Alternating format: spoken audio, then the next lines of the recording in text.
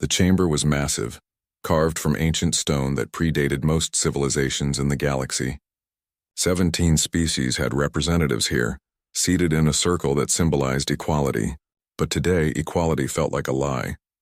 Ambassador Elena Vasquez sat in the human section, her hands folded calmly on the table before her. She had been listening for 6 hours. 6 long hours of accusations, complaints, and barely concealed threats. Her translator device whispered alien words into her ear, converting them into something she could understand. The tone needed no translation. They were angry, they were scared, and they blamed humanity for both. High Arbiter Zekthon stood at the center of the chamber. He was Carthene, a species that looked like someone had crossed a bear with a lizard and given it 4 arms. His scales gleamed under the lights, dark green with hints of gold. When he spoke, his voice rumbled like thunder. For 40 years we welcomed humanity into the Concordat, Zekthon said. His 4 hands gestured broadly, encompassing the entire assembly. We shared our technology. We opened trade routes. We treated them as equals despite their youth. And how have they repaid our trust? He paused for effect. Elena kept her expression neutral. She had heard this speech 3 times already today with minor variations. They expand without restraint, Zekthon continued. 53 systems now fly human flags. They colonize worlds at a rate that alarms us all, but that is not the true problem. The true problem is what they do to our people. A murmur ran through the chamber. Representatives from a dozen species nodded agreement. They steal our citizens, a Vryn delegate hissed. The Vryn looked like walking mantises, tall and thin with compound eyes that glittered. Millions of my people have emigrated to human worlds.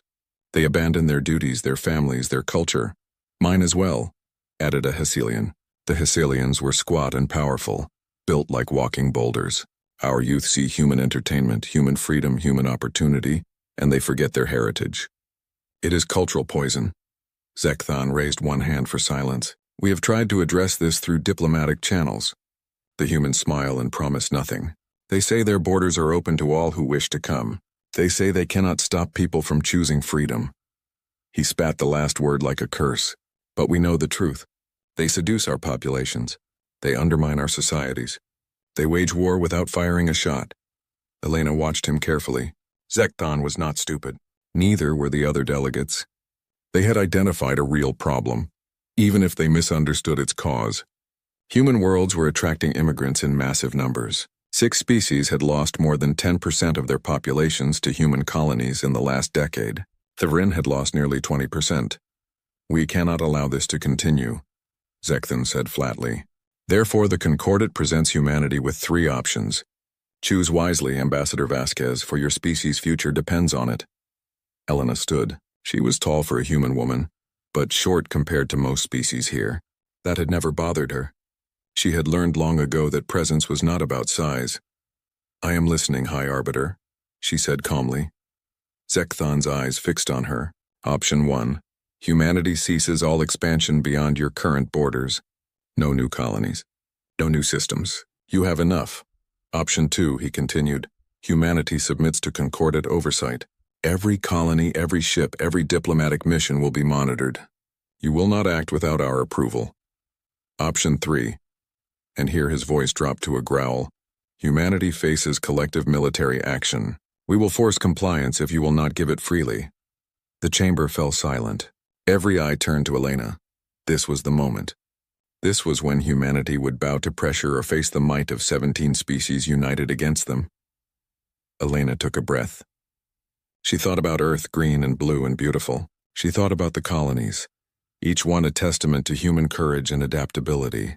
She thought about the Vryn families running restaurants on Mars, the Hecelian engineers working in Luna's shipyards, the Carthene traders who had made fortunes in human space because humans judged them by their work, not their species.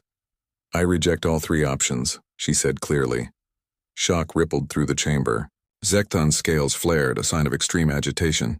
You cannot reject, he began. Instead, Elena continued, her voice cutting through the noise, I extend an invitation. All species of the Concordat are welcome to establish populations on human worlds. Come to our colonies. Come to Earth, see how we live. Judge us not by your fears, but by direct observation. We will open our borders completely. No restrictions. No quotas, no limits. Send observers, send families, send anyone you wish. Let them live among us. Let them work with us. Let them see for themselves whether your accusations are true. The chamber erupted. Delegates shouted over each other. Some called her insane. Others demanded clarification. A few, Elena noticed, looked thoughtful. Zekthon roared for silence. It took several minutes to restore order. This is a trick, he said flatly. No trick, Elena replied. You fear what we will do to you in the darkness of space, in systems you cannot monitor. So remove the darkness. Come into our worlds. Live beside us. Document everything you see. If you find evidence of the crimes you accuse us of, present it to this assembly. We will answer for it. And if we find nothing? Asked a Vryn delegate quietly. Elena smiled. Then perhaps you will have to ask yourselves why your people choose to stay. The debate lasted 3 more hours. Hardliners demanded war immediately. Moderates urged caution. The younger species, those who had joined the Concordat after humanity, mostly stayed silent. They had less to lose from human expansion. In the end, Zekthon's faction won. They would accept humanity's invitation, but not as guests, as investigators, as prosecutors gathering evidence for the trial to come. We will send observers to every major human world, Zekthon announced. Millions of them. They will have diplomatic immunity. They will have full access to public spaces, markets, schools, government proceedings. They will document everything. And when we have gathered sufficient evidence of your manipulation, your cultural imperialism, your violation of Concordat principles, we will return. And then, Ambassador Vasquez, there will be war. Elena nodded slowly. We accept your terms. Send as many observers as you wish. They will be welcomed. The session adjourned. Elena made her way out of the chamber, trailed by her security detail and staff. Her deputy, Marcus Chen, caught up with her in the corridor. That was risky, he said quietly. Marcus was a career military officer, seconded to the diplomatic corps. He had the scars to prove his combat experience. I know, Elena admitted. They are going to send hundreds of millions of aliens into our space. Some will be spies. Some will be saboteurs. All of them will be looking for reasons to destroy us. I know that too. Then why? Elena stopped walking and turned to face him. Around them, the corridor buzzed with activity as delegates from various species hurried to their transports. Marcus, do you remember your history? What happened when the Soviet Union sealed its borders and told its people that the West was evil and decadent? Some people believed it. Others didn't. And what happened when the Berlin Wall came down? When people could see both sides? Marcus was quiet for a moment. The Soviet system collapsed within 2 years. Exactly. Not because of military action. Not because of sabotage. Because once people could compare, they chose the system that gave them better lives. The Concordat species are terrified of us, Marcus. Not because we are aggressive. Because we are attractive. Their people want what we have. Freedom. Opportunity. A society that judges you by your abilities, not your birth or species. So you're gambling that once they see our worlds up close, they will not want to destroy them? Not just that, Elena said softly. I am gambling that they will want to protect them. Come on, we have a lot of work to do. Earth needs to know what's coming. 6 weeks later, the first wave arrived. 50 million Carthian, proud and suspicious. 30 million Vryn, intellectual and analytical. 80 million Hesselians, practical and skeptical. And representatives from all 14 other species, each bringing their own prejudices and preconceptions. They spread across human space like a flood. Every major colony received thousands, some received millions. They came with recording devices, legal documentation, and absolute certainty that they would find evidence of human crimes. Humanity welcomed them. On Mars, the colonial government set up integration centers. They offered housing assistance, job placement, language courses. The arriving Carthian observers were confused. They had expected hostility, or at least bureaucratic obstacles. Instead, they got efficiency and genuine helpfulness. On Proxima Centauri IV, the city of New Havana prepared for an influx of 2 million observers. The mayor, a woman named Rodriguez, gave a speech to the city. We are about to receive guests from across the galaxy, she said. Some of them think we are villains. Some of them think we have brainwashed their citizens. They are wrong, but we will not convince them with arguments. We will convince them with actions. Treat them with respect. Show them who we are. The truth will speak for itself. The observers arrived and dispersed into the population. They rented apartments. They took jobs. They observed. And what they observed confused them. A Carthene military intelligence officer named Corven was assigned to New Havana. He had expected his cover to be difficult to maintain. Instead, he was assigned a cultural liaison immediately upon arrival. Her name was Maria Santos. She was cheerful, helpful, and completely open. "Welcome to New Havana," Maria said, shaking his hand in the human gesture of greeting. "I am here to help you adjust to life on Proxima 4. Do you have housing arranged?" No. I thought I would find something." "No problem. I have a list of available apartments in several neighborhoods. What is your price range? Do you prefer urban or suburban? Close to the spaceport or near the parks?" Corvin stared at her. This was not how infiltration was supposed to work. Over the next week, Maria helped him find an apartment in a mixed neighborhood. She introduced him to his neighbors, 2 human families, a Vryn mathematician and a Hecelian artist. She gave him information about public transportation, local markets, and community events. "There is a neighborhood cookout this weekend," Maria said. "You should come. Good food, good people. It is how we get to know each other here." "I will consider it," Corvin said cautiously. He attended, planning to observe human tribal gatherings for his intelligence reports. What he found was nothing like what he had expected. Humans pressed food into his hands, grilled meat prepared to be compatible with Carthene digestion. They asked about his homeworld. They wanted to know about Carthene music, family structure, religious practices. The questions were not interrogations. They were genuine curiosity. A human child no more than 6 years old stared up at him with wide eyes. "You are really tall," the child said. "Can you reach the top shelf?" Her mother apologized quickly. "Sorry, she is very direct." But Corvin found himself smiling, an expression his species rarely used. "Yes, I can reach high places. It is useful." "Cool," the child said and ran off to play. Corvin watched her go, something strange twisting in his chest. On his homeworld, children were taught to fear other species. Here, this child saw him as just another neighbor. Interesting, but not threatening. He filed his first report that night. It was supposed to document human manipulation tactics. Instead, he found himself writing, "The humans appear to genuinely welcome integration. Methods of manipulation unclear. Will continue observation." Across human space, millions of observers filed similar reports. They described openness, friendliness, and unsettling hospitality. They searched for the trick, the hidden agenda, the manipulation. They could not find it because it did not exist in the way they imagined. On Earth, in the rebuilt United Nations building, Elena Vasquez met with the Human Federation Council. They reviewed the reports from colony governors. "The observers are settling in," the governor of Mars reported.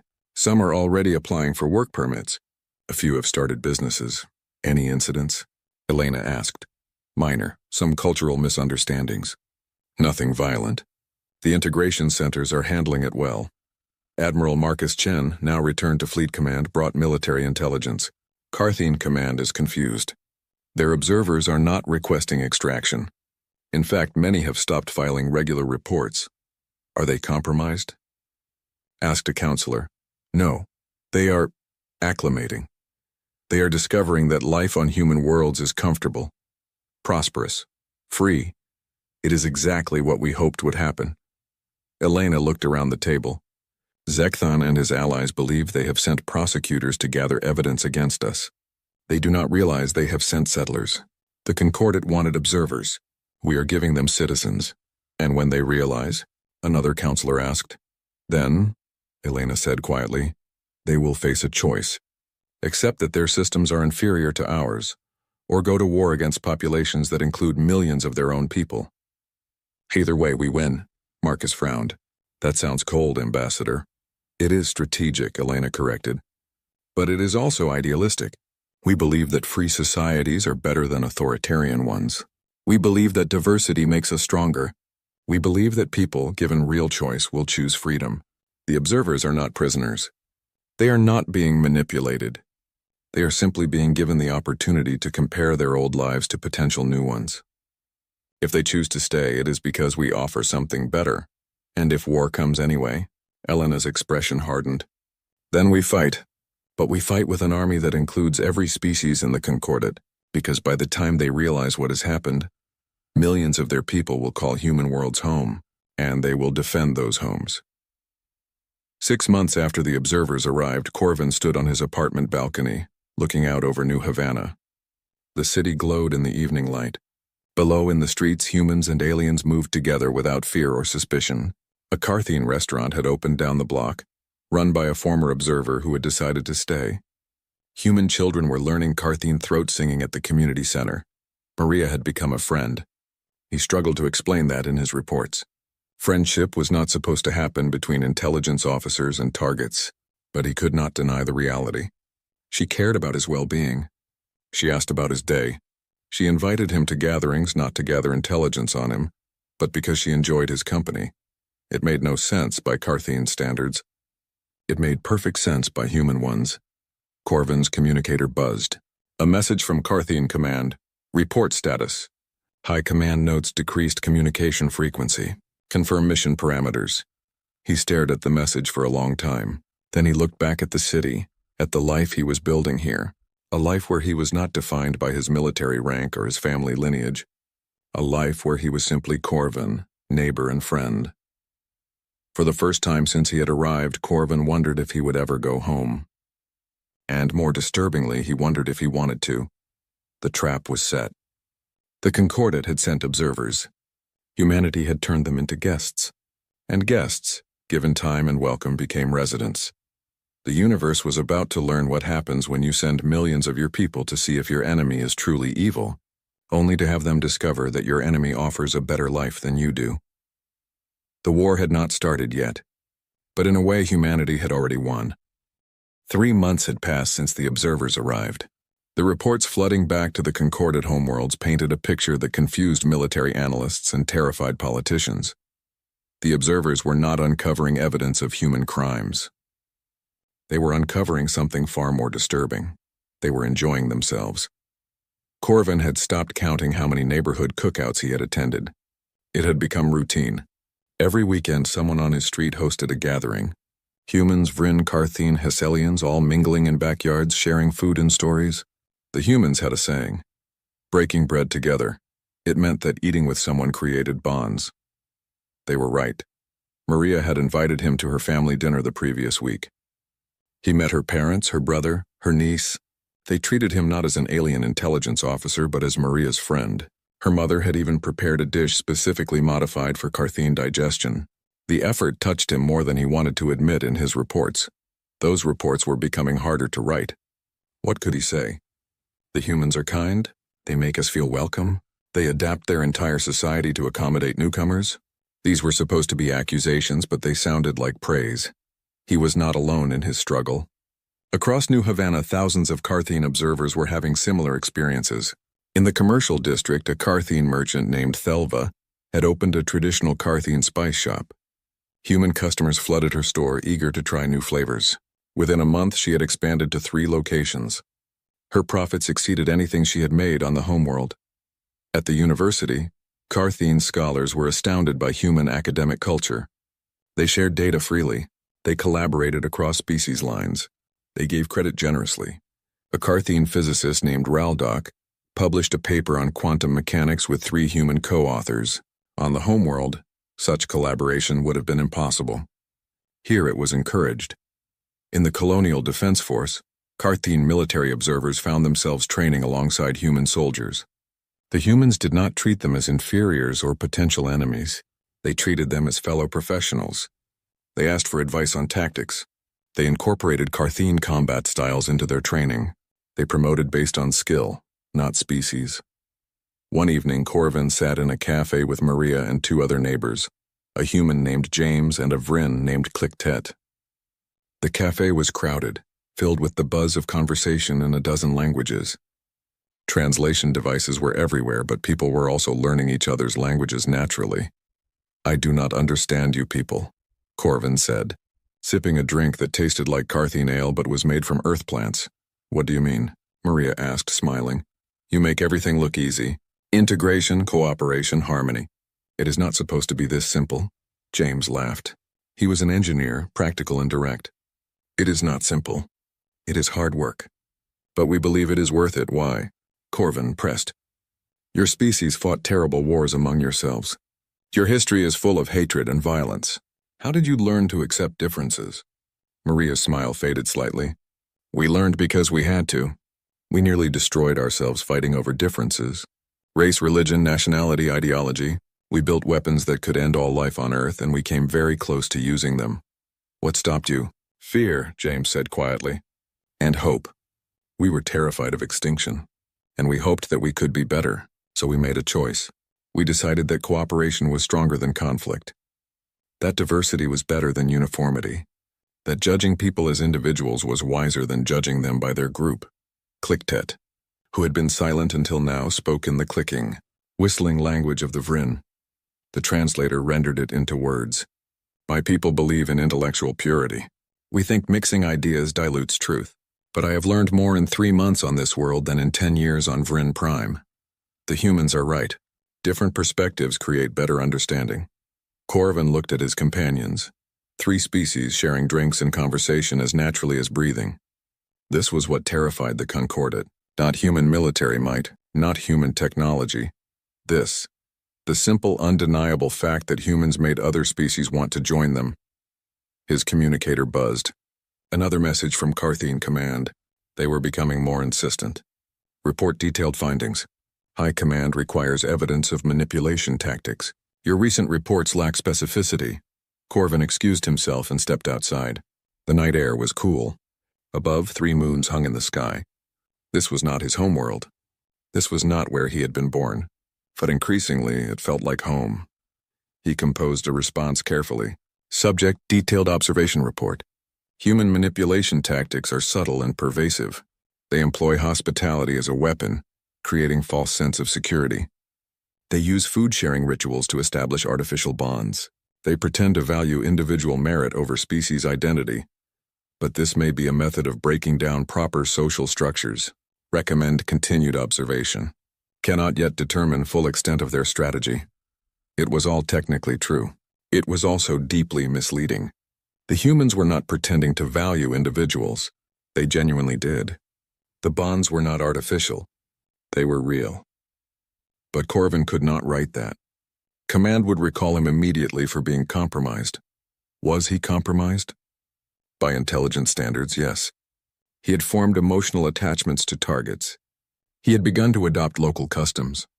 He had started thinking of this colony as home rather than assignment, but he did not feel compromised. He felt liberated. Corvin was not unique. Across human space, observers were having similar crises. They had been sent to find evidence of crimes, but they were finding communities that worked better than anything they had known.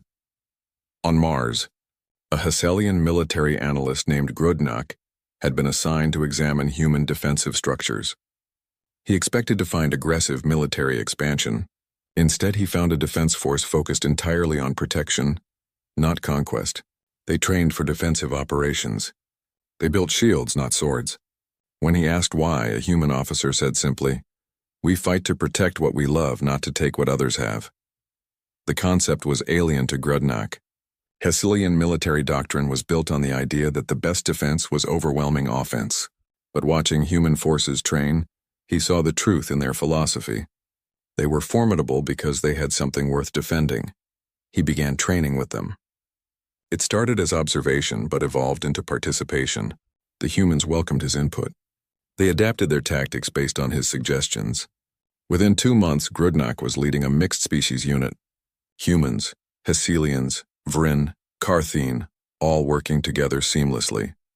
When Hesselian Command ordered him to return and report, Grudnak requested an extension, then another, then another. He could not bring himself to leave. His unit needed him. His friends needed him. The word felt strange in his mind. Friends. Hesselian culture did not emphasize friendship, but here it was everywhere. On Europa, a Vryn scientist named Shellis was analyzing human research methods. She expected to find theft of Concordat intellectual property. Instead, she found open collaboration that accelerated discovery at an unprecedented rate. Humans shared data freely. They published findings without demanding sole credit. They welcomed input from any source, regardless of species. Shellis contributed to a project studying bacterial life in Europa's oceans. Her insights were immediately incorporated. She was added as a co-author on 3 papers within a month. On Vrin Prime, she had spent 20 years fighting for recognition in a hierarchical academic system. Here she had recognition within weeks simply by doing good work. When she applied for permanent residency, her family back home cut off contact. They said she had betrayed Vrin intellectual traditions. Shellis grieved the loss, but she did not regret her choice. She had found something on Europa that she had never had on Vrin Prime: respect. The pattern repeated across 100 worlds. Observers sent to document human crimes instead documented human virtues. They were supposed to find manipulation but found genuine welcome. They were supposed to find cultural imperialism but found cultural exchange. And they were supposed to remain objective, but they were becoming invested. Back on the concorded homeworlds, politicians and military leaders reviewed the reports with growing alarm. The observers were not providing the evidence they needed. Worse, the observers were going silent. Of the 200 million observers sent into human space, fewer than 15% were filing regular reports. The rest had either stopped communicating or had filed applications for permanent residency. This was supposed to be an intelligence operation. It was turning into the largest emigration event in galactic history. High Arbiter Zekthon called an emergency session of the Concordate Council. The chamber was tense. Every species faced the same problem. Their observers were defecting in massive numbers. This proves the humans are using some form of mind control, insisted a Vrin delegate. No other explanation is possible. We have found no evidence of mind control, countered a Hecelian. Our scientists have examined returned observers thoroughly. They show no signs of manipulation. Then what? They simply decided to abandon their homeworlds, their families, their duties. Yes, said a quiet voice. It was a representative from the Talsec, a younger species that had joined the Concordat only recently. They chose to stay because life on human worlds is better than life on our worlds. That is the truth none of you want to acknowledge. The chamber erupted in angry denials, but the Talsec representative continued, speaking over the noise. I have read the reports. All of them. The observers describe societies with greater personal freedom, greater economic opportunity, greater social mobility. They describe being judged by their abilities, not their birth status. They describe communities that welcome newcomers rather than isolating them. Why would they want to return to systems that offer less? Zekthon slammed one massive fist on the podium. Because loyalty matters. Because tradition matters. Because we cannot allow one upstart species to undermine thousands of years of civilization. Perhaps, the Talsec said softly, our civilizations needed undermining. The session dissolved into chaos. Delegates screamed at each other. Ancient alliances fractured. Some species called for immediate military action. Others urged patience. A few very quietly began discussing reform. Zekthon left the chamber in a rage. He returned to his private office and accessed the communication network. He opened a secure channel to Corvin, one of his most trusted intelligence officers. Corvin, respond immediately. This is High Arbiter Zekthon. I am issuing a direct order. You will cease your current assignment and return to the homeworld. You will provide testimony before the High Council regarding human manipulation tactics. Failure to comply will be considered treason. The message sent. Zekthon waited. Hours passed. No response came. Finally, a reply arrived. Zekthon opened it with shaking hands. High Arbiter Zekthon, I have received your order. After careful consideration, I must respectfully decline. I am resigning my commission in Carthene Military Intelligence effective immediately. I am applying for citizenship in the Human Federation. I will not provide testimony that misrepresents what I have observed. The humans are not manipulating us.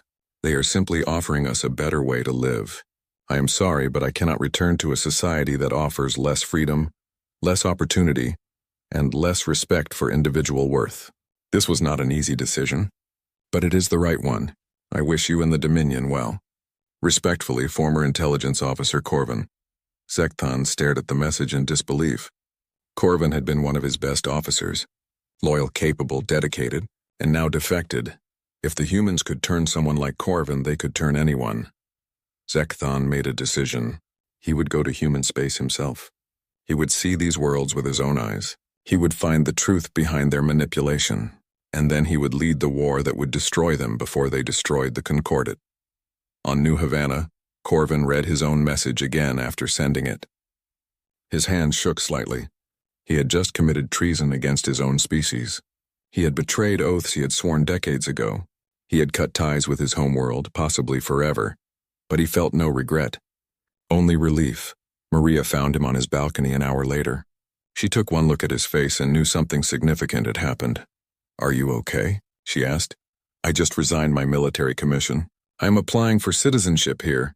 Maria's eyes widened. Then she smiled and hugged him. It was a human gesture of comfort and celebration. Corvin had learned to appreciate it. "Welcome home," she said. Those two words meant more than she could possibly know. Home. Not an assignment. Not a mission. Home. Below them, the city continued its evening routine. Humans and aliens moved through the streets, living lives that were ordinary in their shared normalcy. No one stared. No one feared. They simply coexisted, each contributing to a society that valued all of them. This was what the Concordat feared. Not conquest. Not war. This.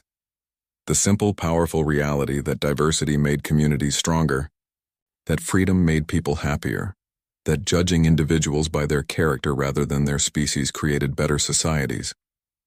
Corvin had been sent as a spy. He had become a citizen, and he was not alone. Millions of observers across human space were making the same choice. The Concordat had sent an invasion force. Humanity had turned them into immigrants, and immigrants, given time and welcome, became the strongest defenders of their new homes. The universe was about to learn a lesson. You cannot defeat an idea by observing it. You can only prove it right. 6 months into the observation period, the Concordat faced a crisis unlike any in its history. The numbers were undeniable and terrifying. Of the 200 million observers sent to human space, only 30 million were still filing regular reports. 50 million had formally applied for permanent residency in human territories. The remaining 120 million were simply living their lives on human worlds, neither reporting nor requesting extraction. High Arbiter Zekthon stood before a galaxy map in his private chambers. Red dots marked human colonies. Blue dots marked Concordat worlds. For thousands of years, the blue had dominated. Now red was spreading like blood in water. But the true threat was not the red dots themselves. It was what they represented. Each human colony now hosted populations from multiple Concordat species. They were no longer purely human worlds. They were something new, something the Concordat had no name for. Zekthon made a decision. He would visit human space personally. He would bring a team of investigators. He would find the secret behind human manipulation, and he would use that knowledge to finally justify the war his people demanded. The human response to his visit request came within hours. Ambassador Elena Vasquez herself extended the invitation. No restrictions. No limitations. He could visit any colony, interview any resident, examine any facility. They would provide transportation, translation, and complete access. It was, Zekthon thought grimly, exactly what he would have done if he were hiding nothing. Which made it either genuine openness or exceptionally sophisticated deception. 3 weeks later, Zekthon's ship arrived at New Havana. The colonial government greeted him with full ceremony, but without military presence. The mayor, a human woman named Rodriguez, welcomed him personally. High Arbiter Zekthon, welcome to New Havana. We are honored by your visit. I hope you will find your stay enlightening. I intend to find it revealing, Zekthon replied coldly. Rodriguez smiled as if he had said something pleasant. Of course. I have arranged accommodations for you and your team. You have full diplomatic immunity and unrestricted access to all public spaces. If you need access to non-public areas, simply request it through my office. We will accommodate you whenever possible. Over the next week, Zekthon conducted his investigation with military precision. He interviewed defectors. He examined economic records. He attended public meetings. He observed schools. He visited markets, factories, residential areas, and government buildings. What he found disturbed him deeply. The defectors were not being held against their will. They were living freely, working jobs they had chosen, raising families in communities they had selected. When he questioned them, they answered honestly without fear or hesitation. A Carthene merchant told him, I make more profit here in 1 month than I made in a year on the homeworld. The humans judge my products by their quality, not by my species. Competition is fair. Regulations are clear. I have expanded my business 3 times. A Vrin scientist said, I have published more research here in 6 months than in 20 years on Vrin Prime. The humans share data freely. They collaborate without demanding ownership. Merit determines recognition, not political connections. Why would I return to a system that limited my work? A Hesselian soldier stated, I lead a unit of mixed species. Humans, Carthene, Vrin, even 2 other Hesselians. We train together. We respect each other's strengths. They promoted me because I was good at my job, not because of my family lineage. The human military values competence over pedigree. The testimonies followed the same pattern. Better economic opportunity, greater personal freedom, merit-based advancement, societies that welcomed difference rather than fearing it. Zekthon interviewed a human psychologist trying to understand the mechanism. How do you do it? How do you make them want to stay? The psychologist, a woman named Dr. Chen, looked confused by the question. We do not make them do anything. We simply offer them the same opportunities we offer our own citizens. Freedom to choose their occupation, their residence, their beliefs. Protection under law regardless of species. A society that judges individuals by their actions, not their biology. Most beings given the choice prefer freedom over control. But you must do something. Use some technique. The numbers are too large to be natural.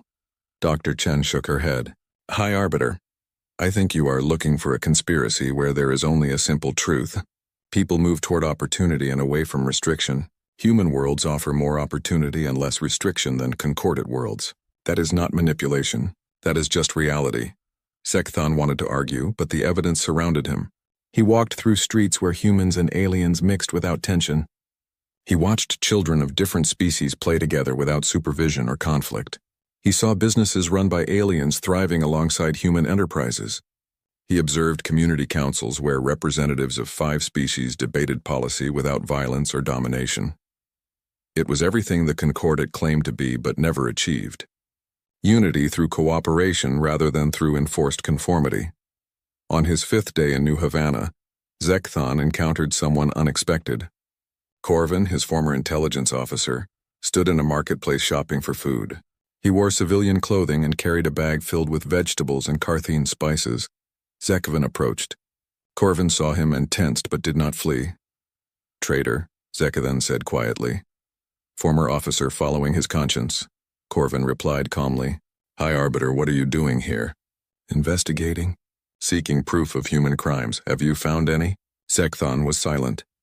You will not find what you are looking for, Corvin said, because it does not exist. The humans are not manipulating us. They are simply offering us better lives. That is not a crime. It is a gift that destroys our societies. Do you know how many Carthene have defected now? Over 40 million. Nearly 10% of our population. Our economy is collapsing. Our military is understaffed. Our culture is dying. Our culture was already dying, Corvin said fiercely. It died the moment it became more important to maintain hierarchy than to promote excellence. It died when we decided that tradition mattered more than progress. It died when we taught our young to fear difference rather than embrace it. The humans did not kill our culture. They simply offered an alternative. And millions of us chose it. A human woman approached. Maria. She carried her own shopping bag. She smiled at Corvin, then noticed Zekthon and her smile became more cautious. Everything okay? She asked Corvin. Yes, Maria, this is High Arbiter Zekthon, my former commander. High Arbiter, this is Maria Santos, my friend. Maria extended her hand in the human greeting. Welcome to New Havana, High Arbiter. I hope you are enjoying your visit. Zekthon looked at her hand but did not take it. Maria withdrew it without offense. I am investigating crimes against the Concordat, Zekthon said. Then you have a difficult task ahead, Maria replied pleasantly, because there are no crimes here. Only people living their lives. Would you like to join us for dinner? Corvin and I are cooking tonight. You could see how we live. It might inform your investigation. The invitation was absurd. He was High Arbiter of the Carthene Dominion. He did not have dinner with traitors and the humans who corrupted them, but he was also an intelligence officer at heart. And this was an opportunity to observe the enemy in their natural environment. I accept, he said. That evening, Zekthon sat in Maria's apartment, modest but comfortable, and ate food prepared by a human and a Carthene working together in a kitchen. Two other neighbors joined them. James, a human engineer, and Clicktet, a Vryn mathematician. The conversation ranged across topics. Work, local politics, a new restaurant opening downtown, a school play featuring children from 6 species.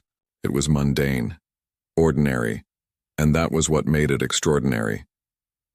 These were not conspirators. They were not manipulators or victims. They were simply neighbors sharing a meal.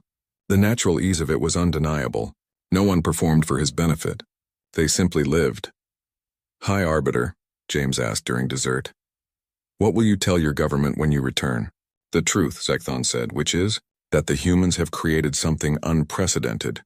A society that functions across species lines without domination or subjugation, and that this represents an existential threat to every traditional government in the Concordat." The table fell silent.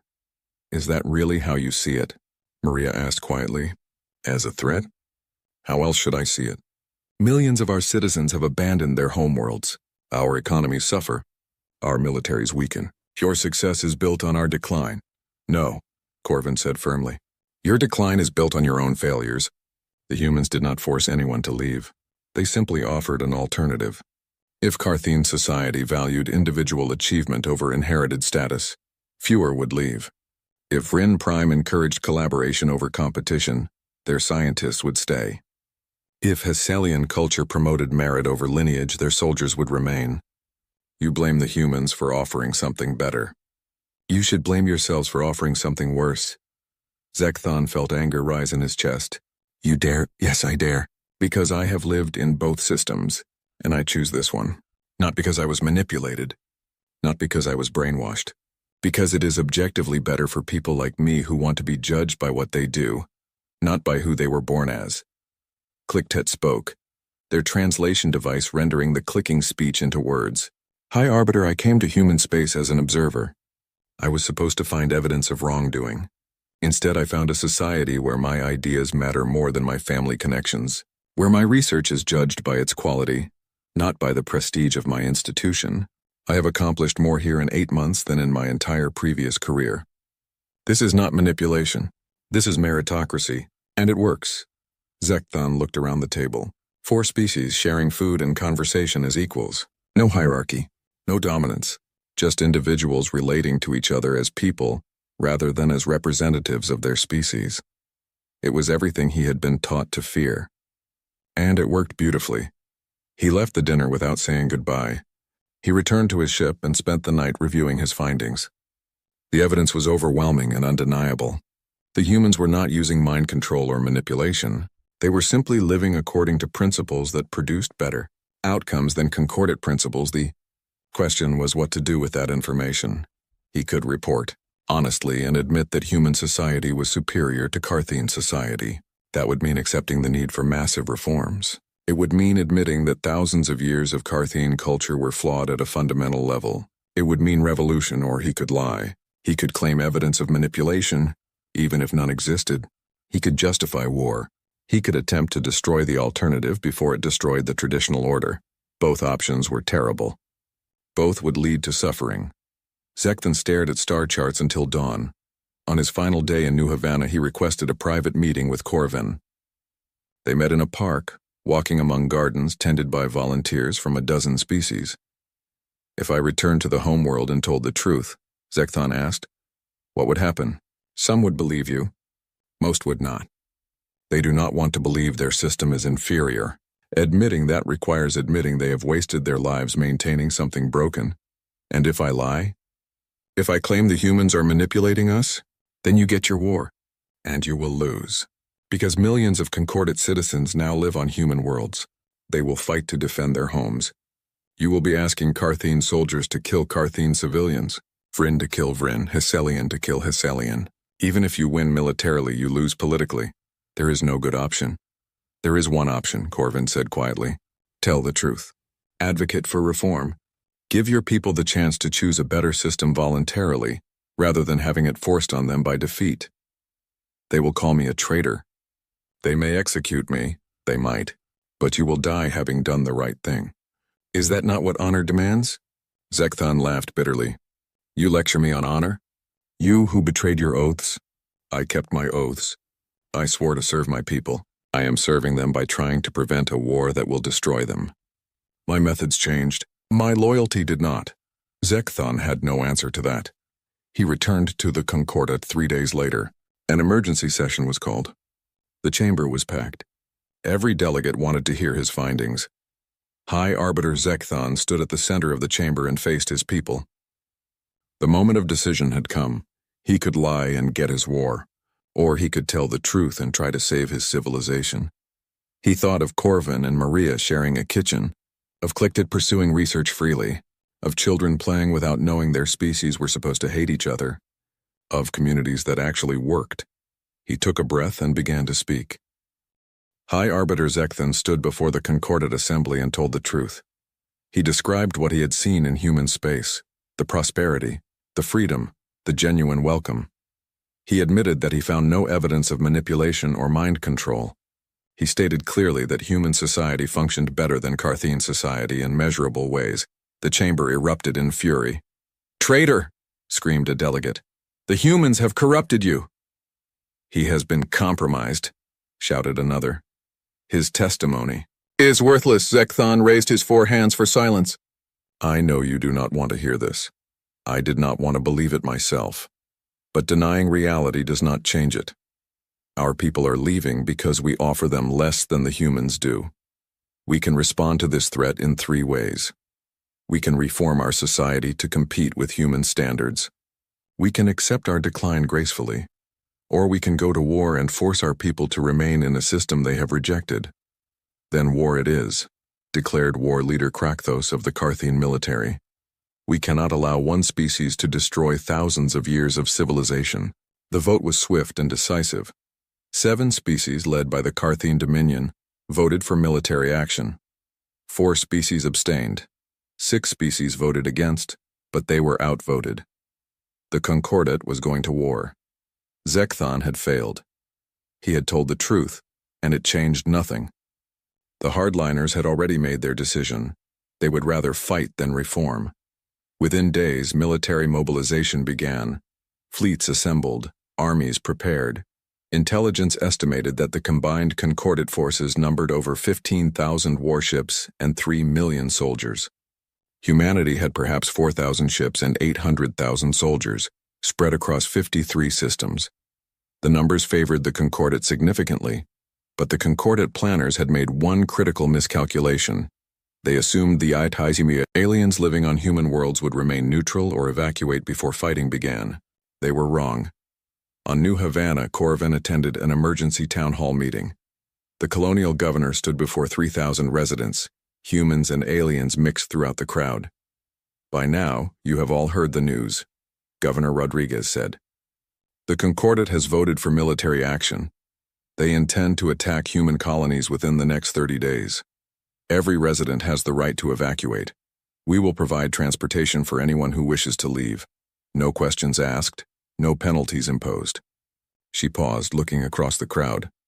"But I must also tell you that if you choose to stay, we will be organizing defense forces. Every able resident, regardless of species, will be asked to contribute. Some will fight, others will support logistics, medical care, emergency services. We do not want war. But if war comes, we will defend our homes." A Carthene voice called out from the crowd.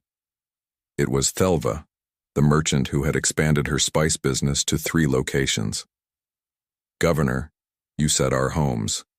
Did you mean human homes or all our homes?" Rodriguez smiled. "I meant what I said. This colony is home to 8 million people. 2 million of them are not human.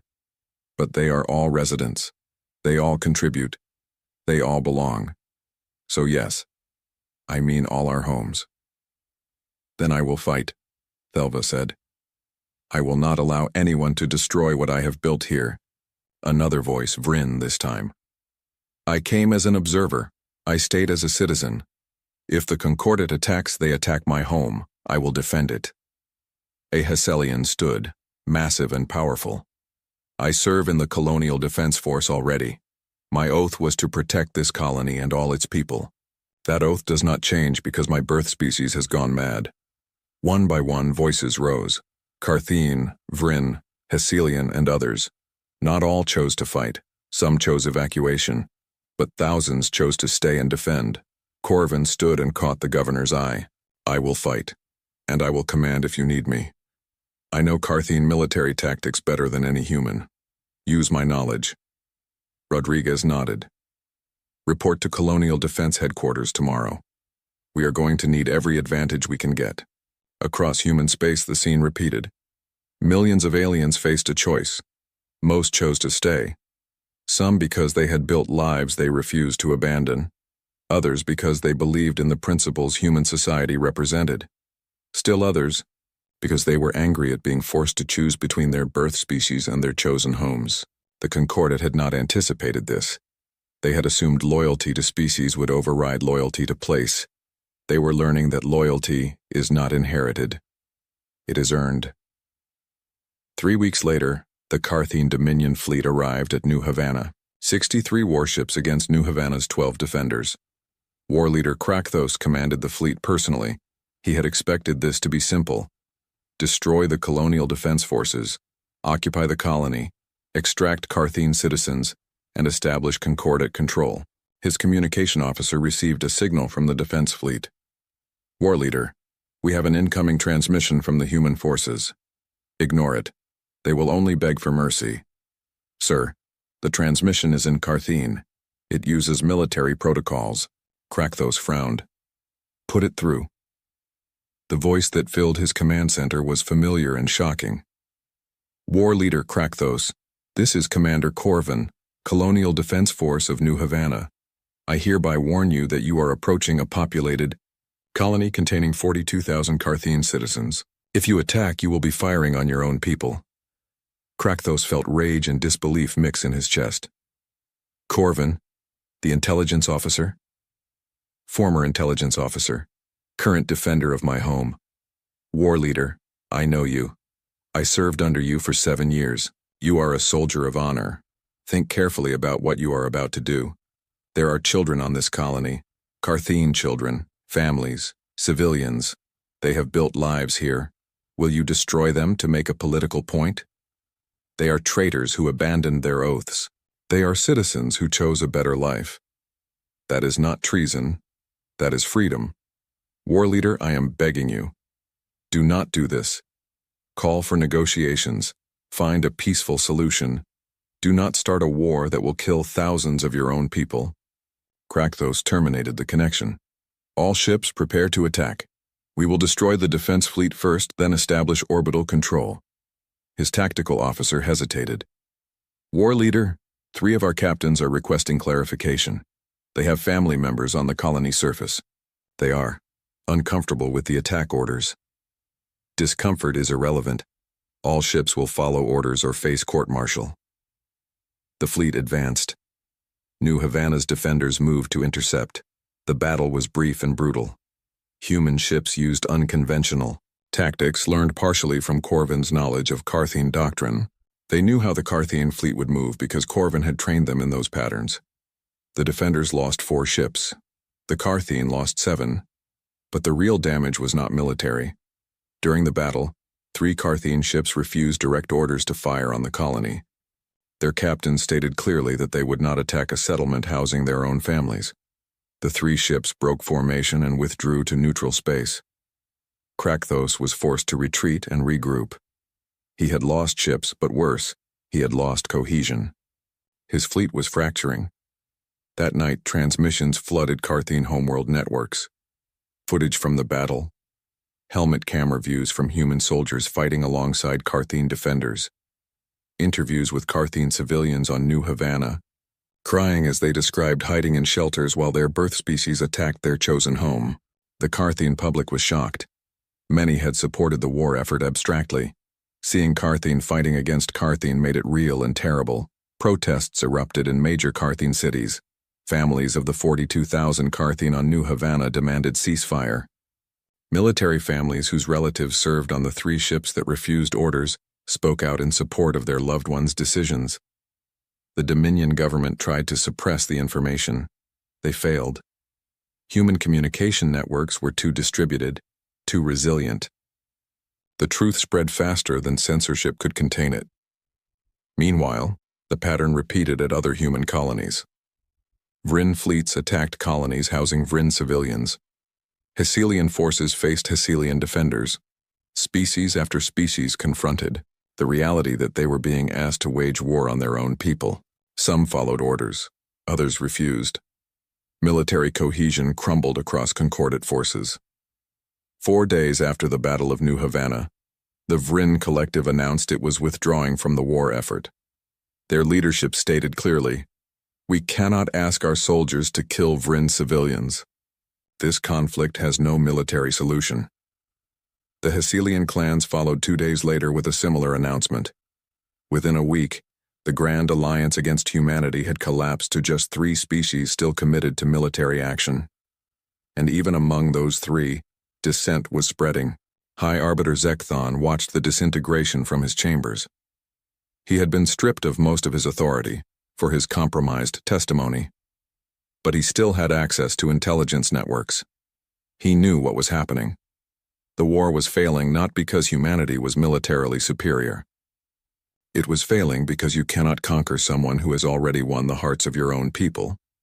He composed a message to Ambassador Elena Vasquez. "I request permission to travel to Earth for direct negotiations. The war cannot continue. But my government will not admit defeat unless given a path forward that preserves some dignity. Will you negotiate?" The reply came within hours. "Yes, come immediately. We do not want this war any more than you do. Let us find peace together." Zekthon traveled to Earth in a small diplomatic shuttle, not a warship. He was met not by armed guards but by diplomatic staff. Ambassador Vasquez greeted him personally. "High Arbiter, welcome to Earth. I'm sorry it took war to bring you here." "As am I," Zekthon replied wearily. They met in a conference room overlooking Lake Geneva. Coffee was served, adapted for Carthene biochemistry as always. The small courtesy reminded Zekthon of why humanity kept winning. They thought of details that made others comfortable. "You have won," Zekthon said without preamble. "You have defeated us without needing to destroy us.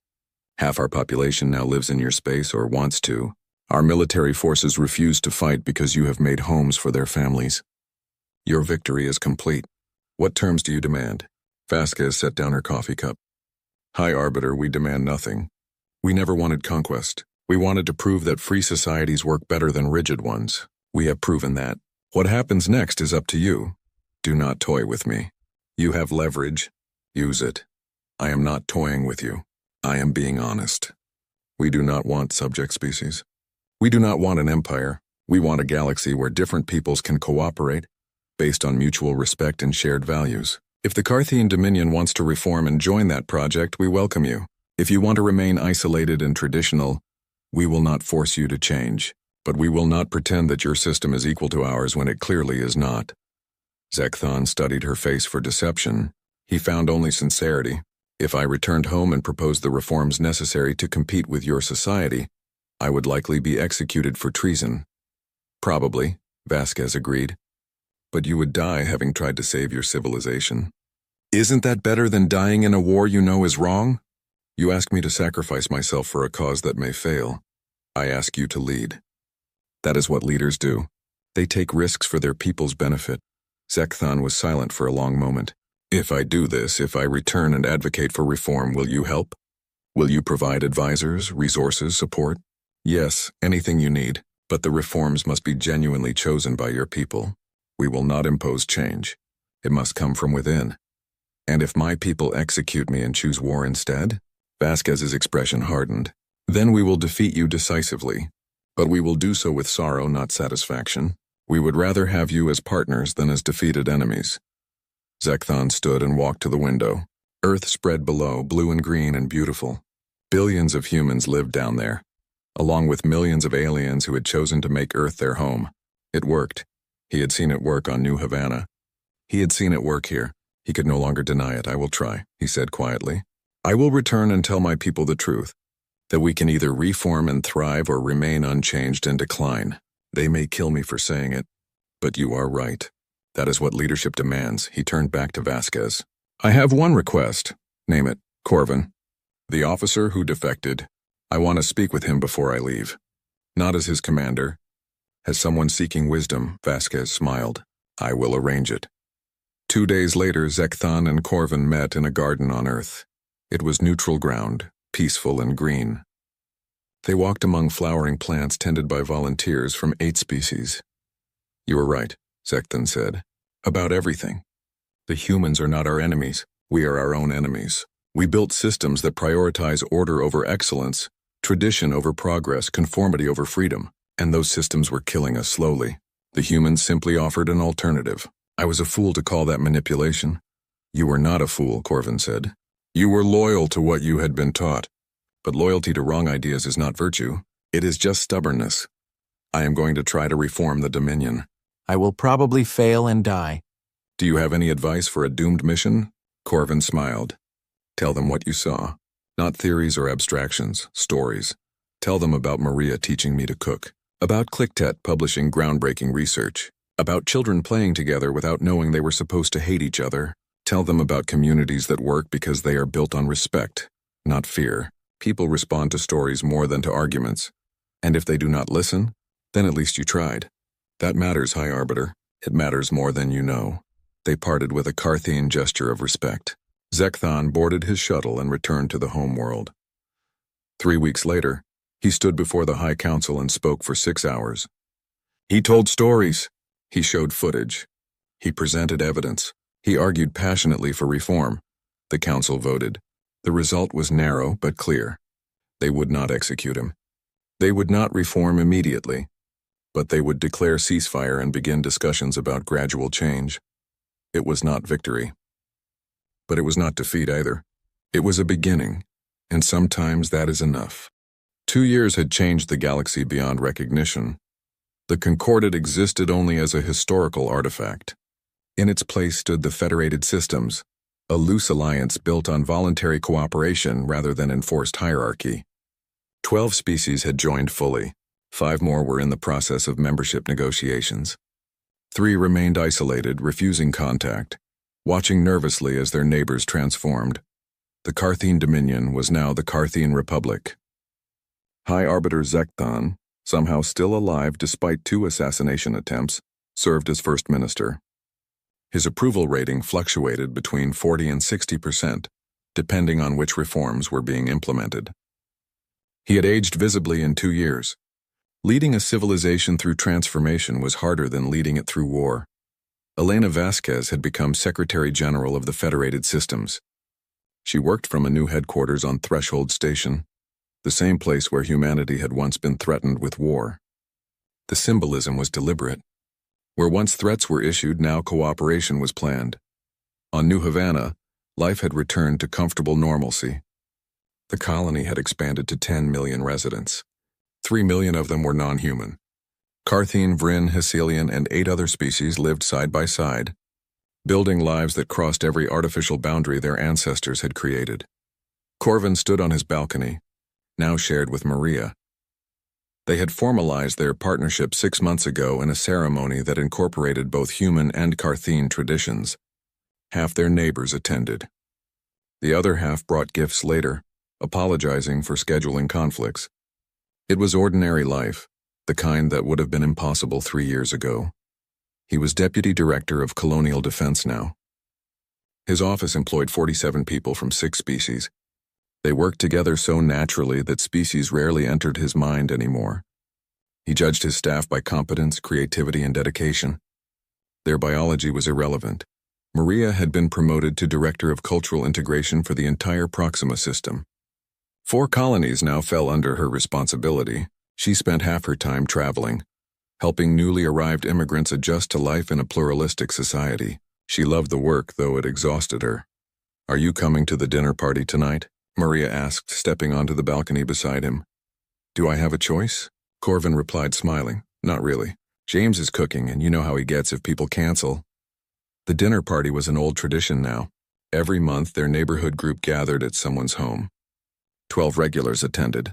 4 humans, 3 Carthian, 2 Vryn, 2 Hecelians, and 1 Talsec. They ate, talked, played games, and complained about local politics. It was mundane in the best possible way. That evening, gathered around James's dining table, the conversation turned to galactic news. The sovereignty, a xenophobic empire from beyond explored space, had sent their first diplomatic mission to the Federated Systems. The mission had been tense. "They think we are insane," Ted said, clicking with what sounded like amusement. "They cannot comprehend a society where multiple species cooperate as equals." Their translator kept asking if we were a client species or a slave class. "What did you tell them?" asked Thelva, the Carthian merchant. "That I was a citizen with full rights and responsibilities." They did not believe me. They kept asking to speak to my human masters. Everyone at the table laughed, though the laughter had an edge. The sovereignty represented the old way of thinking. Hierarchical, rigid, species-centric. They saw the Federated Systems as unnatural and threatening. "Do you think they will attack?" Maria asked. James shook his head. "They will threaten, but they will not attack immediately. They are doing what the Concordat did. They are sending observers to see if our society is real or a deception. We know how that ends. Unless they learn from history," Corvin cautioned. The Concordat sent observers who were allowed to integrate freely. The sovereignty might keep their observers isolated, prevent them from experiencing our culture directly. "Then they will learn nothing," Maria said. "You cannot understand cooperation by remaining separate. They have to experience it to believe it." The conversation moved on to lighter topics. Sports, a new restaurant, a scandal involving a city councilor and misused funds, the ordinary concerns of people living ordinary lives in an extraordinary time.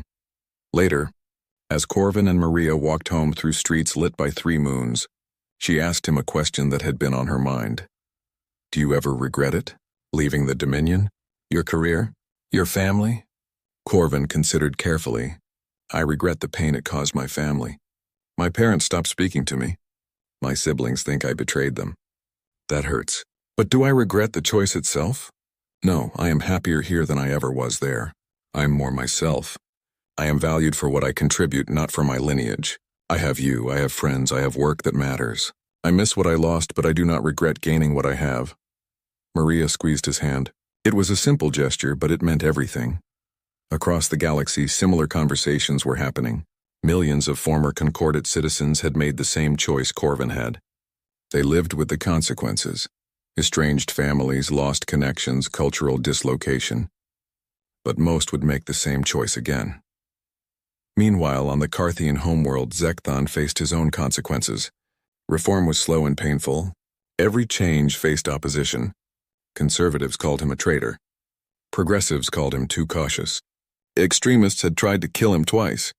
He survived only because his personal guard included both Carthian and human security officers, and the humans had excellent threat detection training.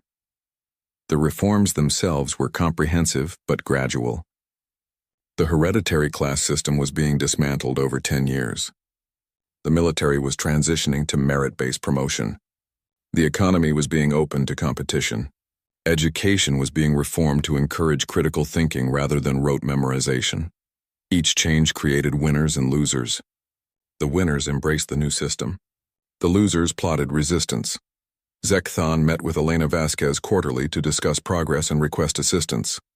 She provided technical advisors, economic experts, and diplomatic support. But she was careful never to dictate terms. The reforms had to be genuinely Carthian choices or they would not survive.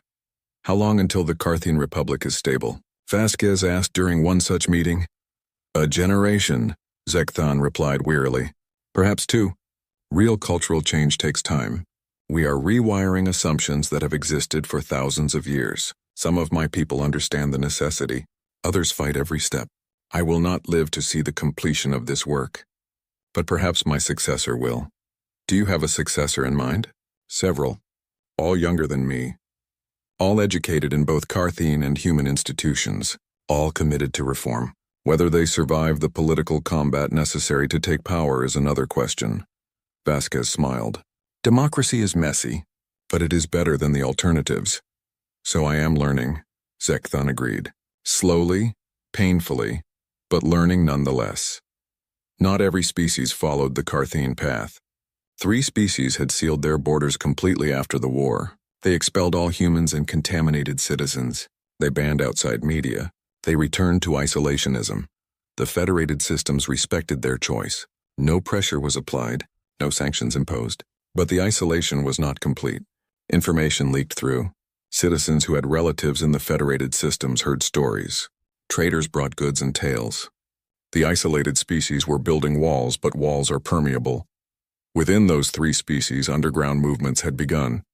Small groups advocating for reform, secret networks sharing forbidden information about life in the federated systems. They were growing slowly, but they were growing. History suggested that isolation could not last. Eventually, people would demand the freedoms their neighbors enjoyed. The question was whether change would come through peaceful reform or violent revolution.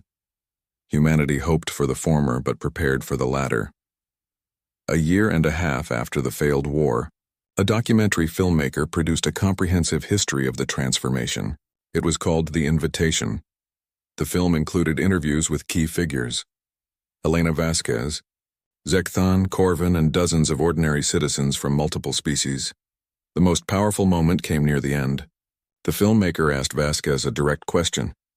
When you extended the invitation to the Concordat, did you know this would happen? Was it a calculated strategy? Vasquez laughed, and the sound was genuine. We hoped. We did not know. You have to understand. Humanity learned something painful during our own history. We fought 2 world wars. We built weapons that could destroy all life on Earth. We came very close to using them, and we learned slowly and painfully that diversity makes societies stronger, not weaker, that cooperation is more powerful than competition, that judging people as individuals rather than as members of groups creates better outcomes. So when we went to the stars and met other species, we applied those lessons. Not because we were trying to be clever, because that is who we had become. We invited the Concordat observers not as a trick, but as a demonstration.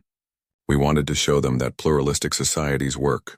We believed that exposure to that reality would matter more than any argument we could make. But you must have known they might choose to stay. We hoped they would.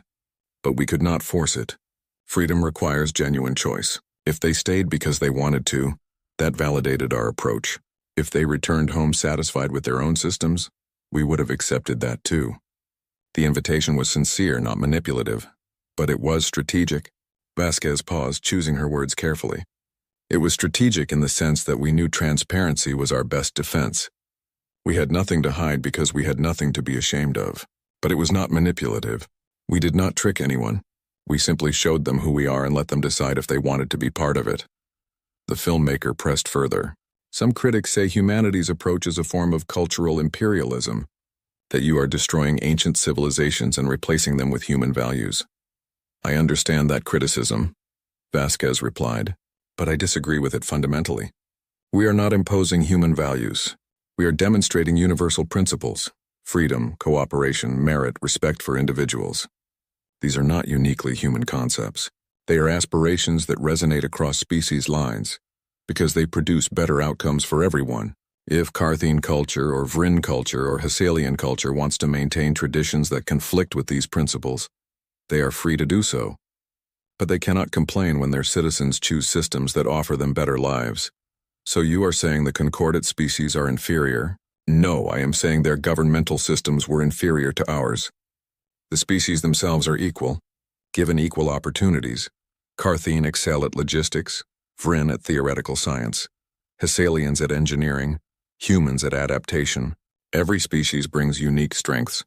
The question is whether societies allow those strengths to flourish. Authoritarian systems suppress potential. Free systems unleash it. That is not cultural imperialism. That is just reality. The documentary ended with footage of a primary school on Threshold Station. Children from 9 species learned together in a single classroom. They studied mathematics, literature, science, and history. They played together during breaks. They formed friendships that crossed every traditional boundary. A teacher, herself a Vrin, was asked what she taught about the war and the transformation. I teach them what happened. That species can cooperate or compete. That fear drives conflict and curiosity drives connection. That their parents and grandparents almost destroyed each other over differences that did not matter. And that they have the opportunity to build something better. Do they understand? They understand better than we did at their age, because they live it every day. To them, having friends from other species is normal. They do not fear difference. They celebrate it. The documentary became required viewing in schools across the federated systems. It was translated into 47 languages. Copies were smuggled into the isolated species despite their government's attempts at suppression. 3 months after its release, protests erupted in the capital city of one of the isolated species. Citizens demanded the right to travel to Federated Systems worlds. The government cracked down violently. The protests spread. Within 6 months, that species' government fell. A new government led by reformers immediately opened negotiations to join the Federated Systems. The transformation was not complete, but it had begun. On Earth, Elena Vasquez watched the news with mixed emotions. She was glad the species was reforming, but she mourned the violence that had been necessary. Reform was always better than revolution, but sometimes revolution was the only path available. Her assistant brought her a new intelligence report. The Sovereignty had sent another diplomatic mission. This one included a request. They wanted to send observers to human worlds. They wanted to see if the Federated Systems was real or propaganda. Vasquez smiled. She had read this script before. She drafted a response personally. It was short, simple, and very human. You are welcome to visit our worlds. We would love to show you what is possible when different peoples work together. Send as many observers as you wish. They will be welcomed as guests and given full access to see how we live. We have nothing to hide and everything to share. She sent the message and leaned back in her chair. The Sovereignty probably expected this to be an intelligence operation. They would send thousands of observers to document human weaknesses and prepare for eventual war. What they would find instead was communities that worked. Societies that valued individuals over hierarchies, economies that rewarded merit over birth, cultures that celebrated diversity rather than fearing it. And their observers, like the concorded observers before them, would face a choice. Return to rigid hierarchical societies that offered less opportunity and less freedom? Or stay in places that judged them by their abilities and gave them room to thrive? History suggested how most would choose. The Sovereignty thought they were sending spies. Humanity would turn them into immigrants, and immigrants, given time and welcome, would become citizens, and citizens would defend their new homes. The cycle would repeat. The invitation would work again, not because humanity was manipulating anyone, because humanity was offering something genuine, a society where difference was strength, where freedom was protected, where individuals mattered more than categories. The universe had learned, slowly and painfully, why the galaxy had threatened humanity. They had threatened because they feared change, because they protected old systems that benefited the powerful at the expense of the many, because they confused tradition with truth, and humanity had invited them in. Not to conquer them, not to dominate them, but to show them that another way was possible. Some accepted the invitation and transformed. Others rejected it and isolated themselves. A few fought and lost, but all eventually learned the same lesson. You cannot defeat an idea whose time has come. You can only join it or be left behind. Corvin stood on his balcony on New Havana, Maria beside him, watching the city lights glow in the evening. Somewhere out there, the Sovereignty was preparing to send observers. Somewhere else, isolated species were debating whether to maintain their walls or tear them down. Across a dozen worlds, children played together without knowing their species had once been enemies. The transformation was not complete. It might never be complete. There would always be resistance, always be those who preferred the old ways. But the direction was clear. The galaxy was learning, slowly, painfully, but learning.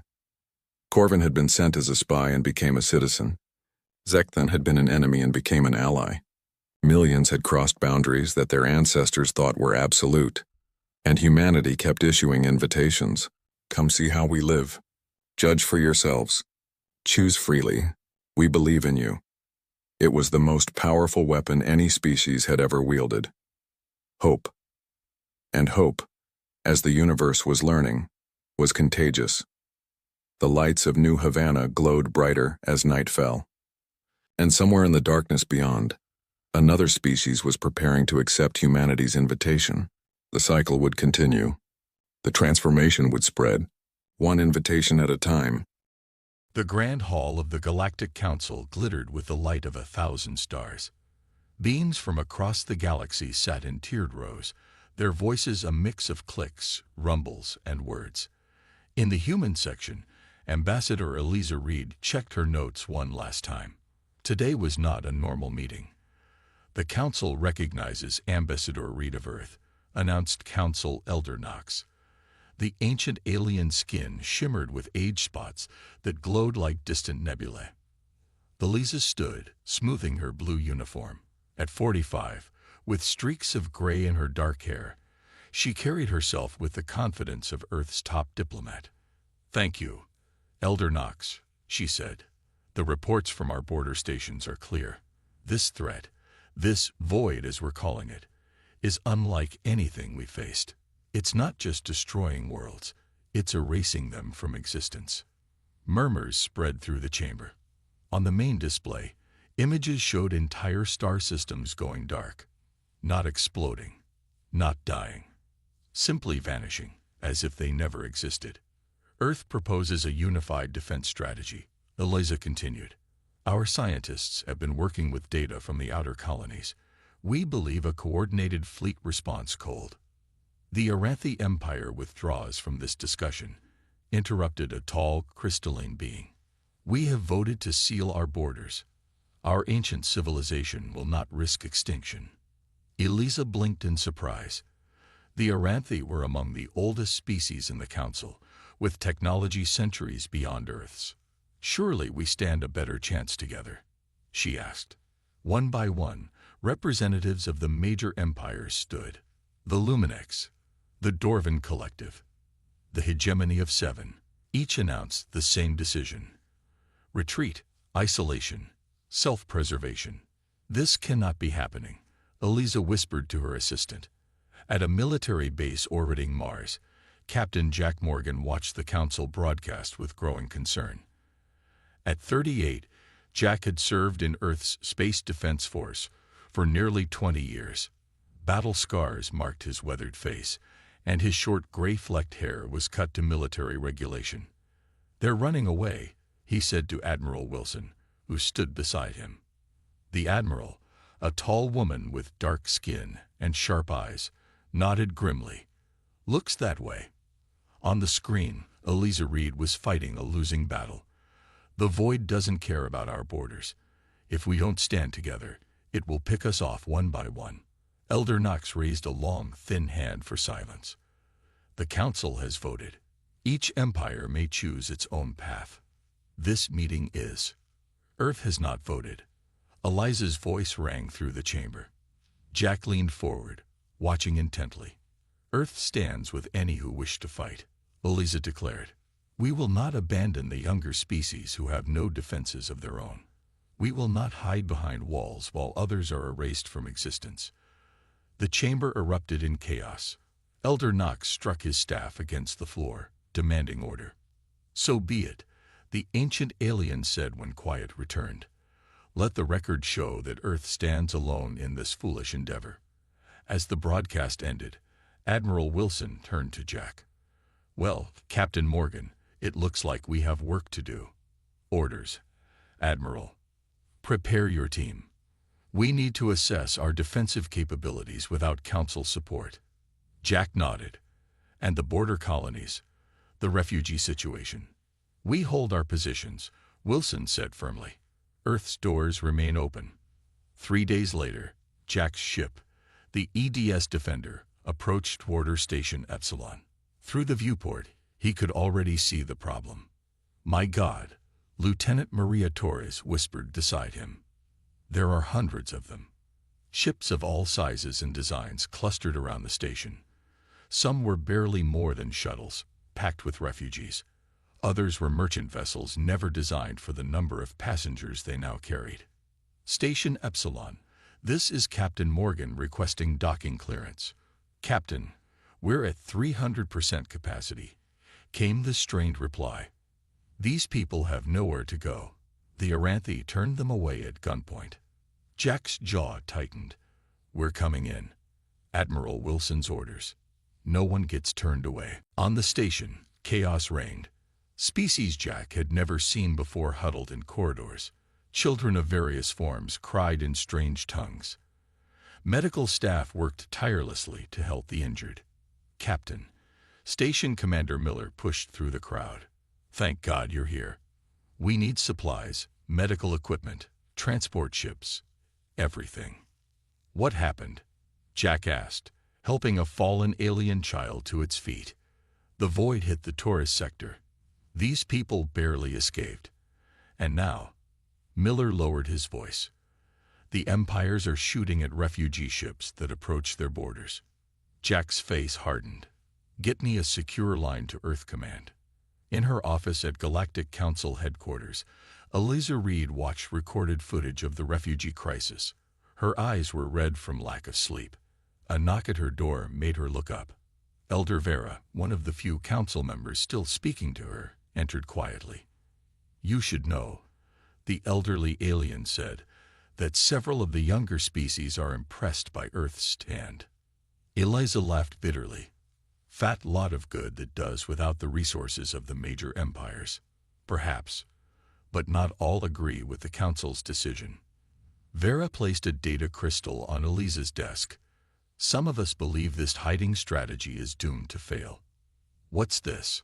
Access codes to military depots, the Luminex abandoned in their retreat. They left in such a hurry, they didn't destroy everything. Eliza's eyes widened. This could help us defend the refugee corridors. Her communicator buzzed. Admiral Wilson's face appeared on screen. Ambassador, we have a situation. Captain Morgan reports the Void has accelerated its advance. It will reach the Proxima system in 10 days. Proxima. Eliza paled. That's, yes, the first step toward Earth. That evening, Earth's leadership gathered in an emergency session. Admiral Wilson displayed the latest intelligence, a creeping darkness spreading across star charts. With the Council empires sealed away, we're the only major power left standing, Wilson explained. We have over 50 billion refugees in our space, with more coming every hour. Can we evacuate Proxima Colony? Asked the President. Jack Morgan, attending via hologram from the Defender, shook his head. Not enough time or ships. Madam President, we need to make a stand there. With what? Someone demanded. Our fleet is spread thin, just managing the refugee crisis. Eliza stepped forward, holding up Vera's data crystal.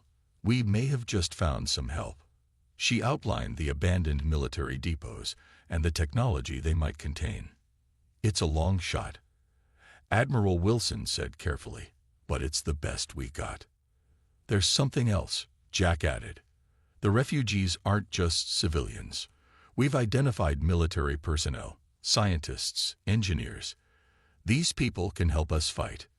The President looked around the room, studying each face before speaking. 40 years ago, humanity joined the Galactic Council as the newcomers, the young species with big dreams and bigger questions. She stood straighter. Today, those who should lead have chosen to hide. So be it. If Earth must stand alone, then stand we will. Admiral Wilson nodded firmly. We'll need to reorganize our forces. Captain Morgan, your team will head to those depot coordinates. Yes, Admiral. Ambassador Reed, reach out to those younger species Elder Vera mentioned. We'll need every ally we can get. Eliza nodded, determination replacing the exhaustion in her eyes. As the meeting ended, Jack gazed out at the stars from his ship. Somewhere out there, darkness was spreading. Not just destruction, but complete erasure. And for reasons he couldn't fully explain, humanity had chosen to fight when ancient empires had fled. Captain. Lieutenant Torres approached. The crew is asking questions. They've heard rumors. Jack turned to her. Tell them the truth. Every empire closed their doors, but humans chose to fight for them. And we'll keep those doors open as long as we can. Across human space, preparations began. A battle was coming that would test not just their weapons, but their resolve. And as the void crept closer, one question remained. Could humanity's open doors hold against the coming storm? The abandoned Luminex outpost hung in space like a forgotten toy, once gleaming with the advanced technology of one of the galaxy's oldest civilizations. It now drifted dark and silent. Captain Jack Morgan guided his ship, the Defender, into the main docking bay. Scan complete, Captain, reported Lieutenant Torres. Life support systems are minimal, but the station's core is intact. Jack nodded. Let's see what they left behind. His team moved through the shadowy corridors, their flashlights cutting through darkness that had likely not been disturbed in weeks. The Luminex had retreated quickly, leaving much of their equipment behind. "Captain, you need to see this," called a voice over the comm. Jack followed the directions to a massive hangar. When the doors slid open, he couldn't help but whistle.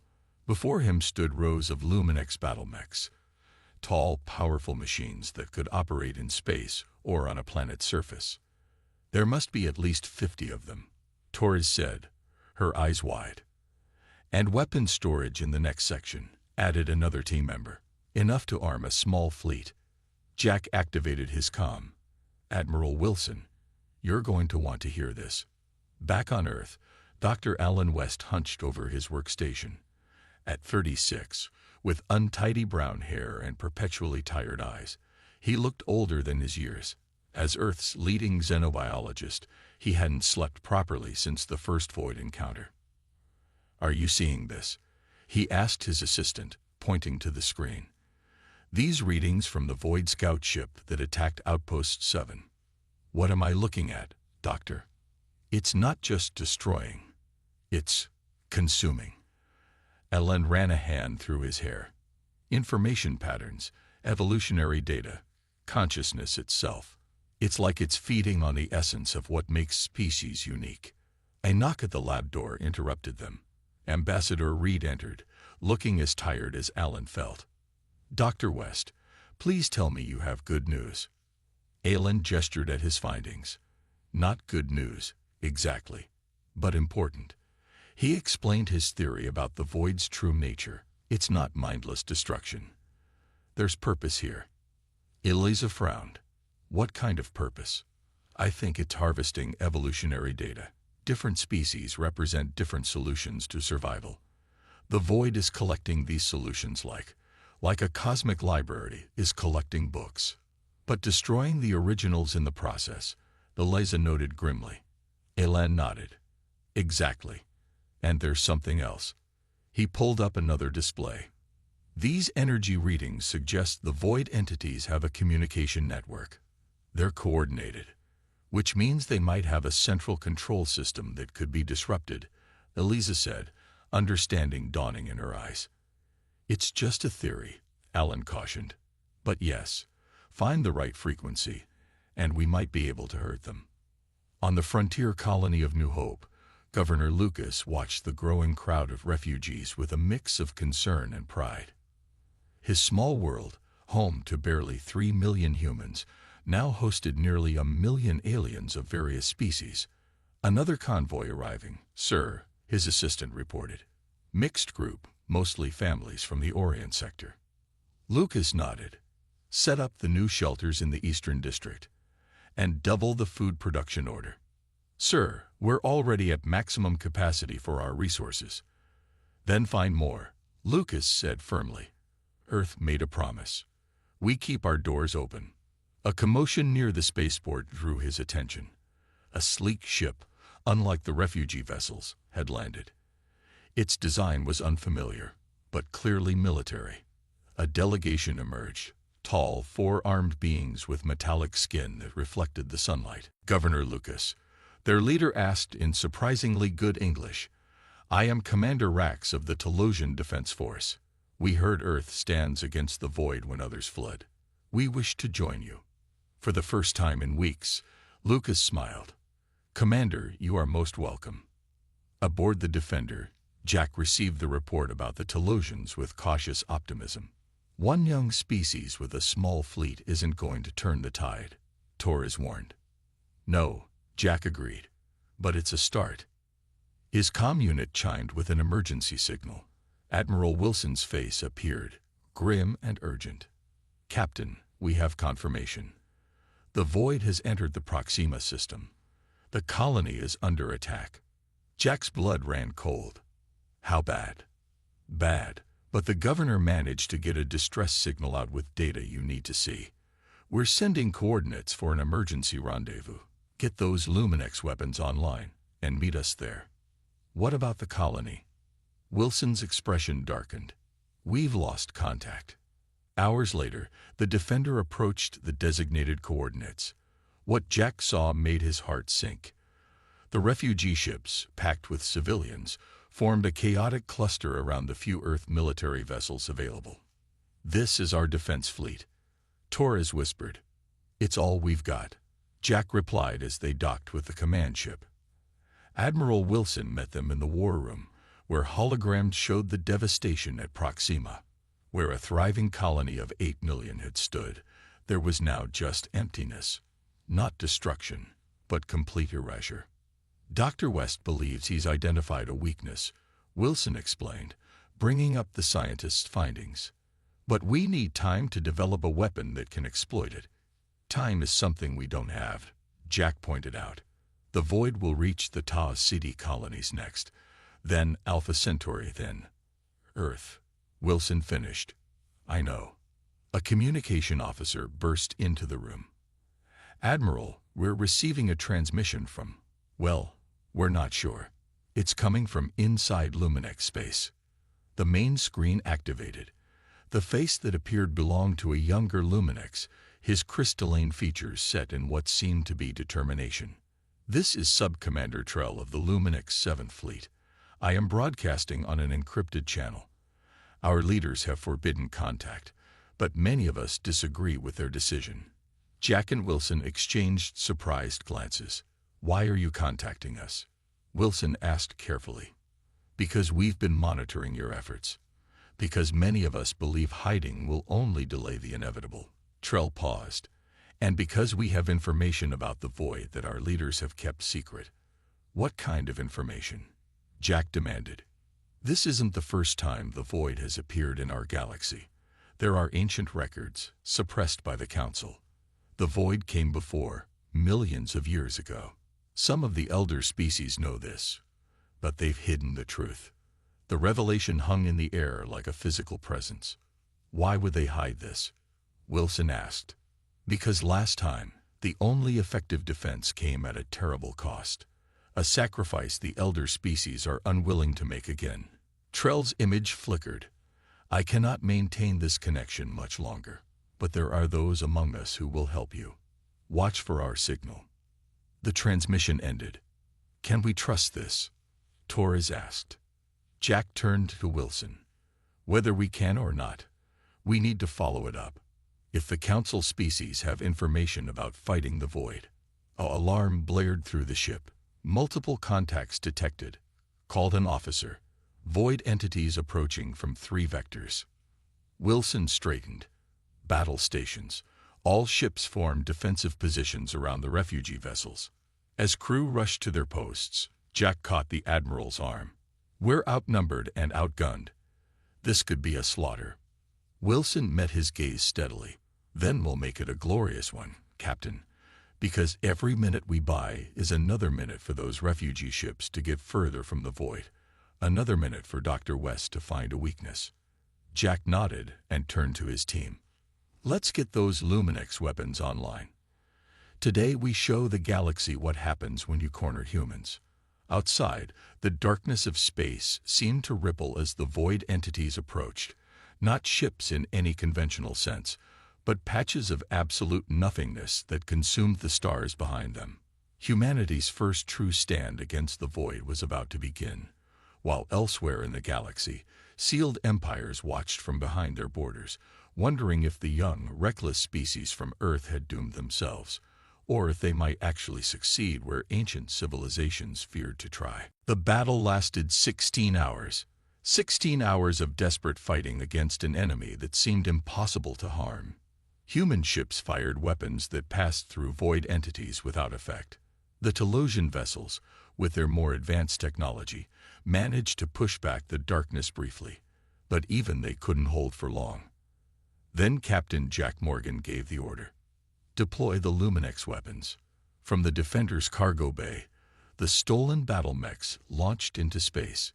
Each stood 30 feet tall, piloted by a human who had received only the most basic training on the alien technology. Jack himself piloted the lead mech, his movements clumsy at first, then growing more confident. The mech's weapons glowed with strange blue energy. When they fired at the void entities, something remarkable happened. The darkness flinched. It's working. Torrids shouted over the comm. The Luminex weapons are hurting them.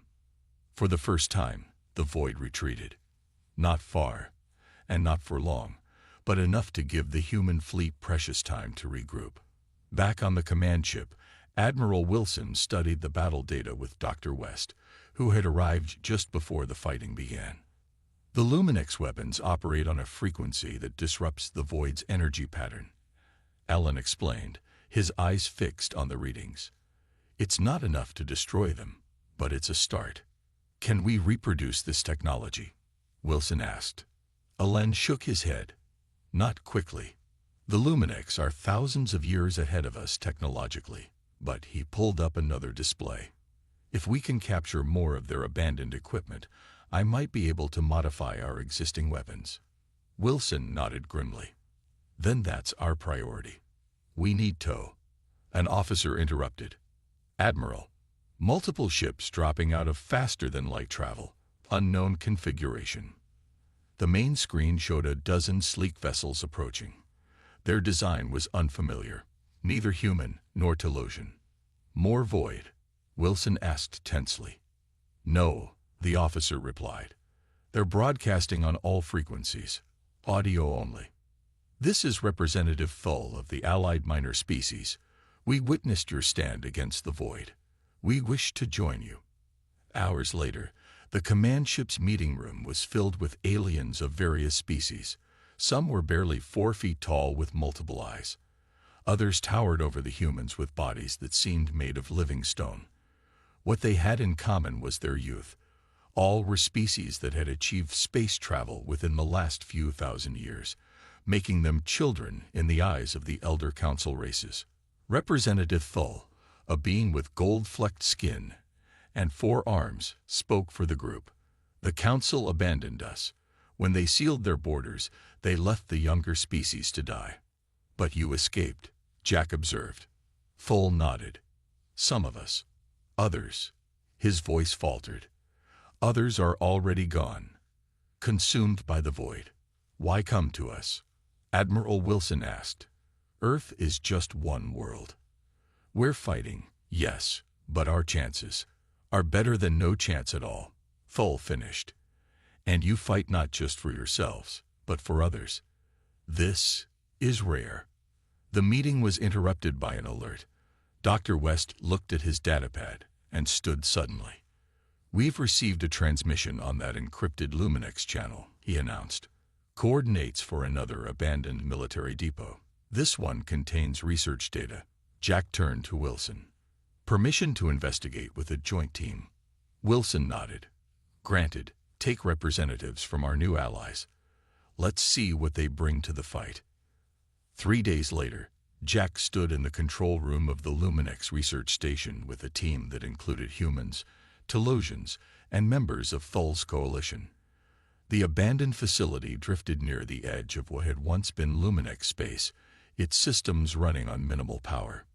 Main database accessed, reported a small 6-legged alien named Pix, whose species specialized in technology. Downloading now. Jack watched as alien symbols flowed across the screens. He couldn't read them, but Pix and the others seemed excited by what they found. This is incredible, Pix chittered. Weapons designs, defense systems, and the alien paused. Research on the void from the last time it appeared. How long ago was that? Jack asked. 5 million years, Pix replied. The Luminex were barely achieving spaceflight. The elder species of that time fought the void and drove it back, but many were destroyed in the process. Lieutenant Torres frowned. If they beat it before, why run now? Why not use the same weapons? Because, came a new voice. The cost was too high. Everyone turned. A Luminex stood in the doorway, crystalline skin catching the light, eyes deep with what might have been shame. Sub-Commander Trell, Jack said, recognizing him from the transmission. You risked a lot to come here. Trell moved into the room. Many of my people disagree with our leader's decision. Some of us have formed a resistance. We believe hiding is wrong. What did you mean about the cost being too high? Jack asked. Trell's crystalline face reflected the light strangely as he spoke. To defeat the void last time, several civilizations sacrificed themselves. They converted their entire planets into weapons, turned their collective consciousness into a force that could push back the darkness. Silence fell over the room. They died. Torres asked quietly. Their bodies, yes. Their knowledge, their evolutionary path, everything the void seeks to consume, was instead converted to energy, the ultimate sacrifice. Trell looked at each of them in turn. Our leaders are unwilling to consider this option. They would rather hide and hope the void passes them by. Jack took a deep breath. We need to get this information to Earth. Dr. West needs to see it. Back on Earth, Alan West stared at the data in amazement. This changes everything. With this research, I can develop a weapon that targets the void's specific energy frequency. Ambassador Reed, who had joined the meeting, looked concerned. Without requiring the sacrifice Trell mentioned. I believe so, Alan said. The principle is similar, but our approach would be different. Instead of converting entire civilizations, we could create devices that emit the same energy signature. How long? Admiral Wilson asked. A week, maybe 2, Alan replied. If I have help. Representative Thull stepped forward. My people will assist, as will others from our coalition. And some of us, Trell added. Luminex who remember our duty to the galaxy, not just to ourselves. Wilson nodded. Then we have our mission. Captain Morgan, you'll coordinate our defensive strategy while Dr. West works on the weapon. There's something else, Jack said. Something Pix found in the Luminex data. The void isn't just consuming information. It's searching for something specific. A particular evolutionary path. What path? Reed asked. Jack looked around the room at the diverse beings gathered there. Humans and aliens united against a common threat. Cooperation, he said simply. The ability of different species to work together despite their differences.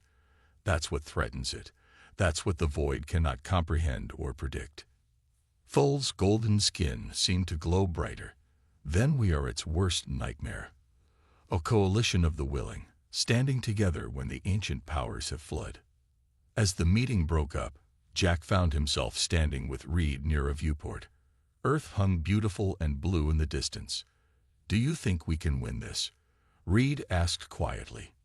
Jack watched as human engineers worked alongside aliens of a dozen species, preparing defenses and sharing knowledge. I don't know, he admitted. But look at what's happening. Species that would never have met are now fighting side by side. If the void wants to stop cooperation, it's already failed. Reed smiled slightly. Every empire closed their doors, but humans chose to fight for them, Jack finished. And now, they're choosing to fight with us. Across the galaxy, the void continued its advance.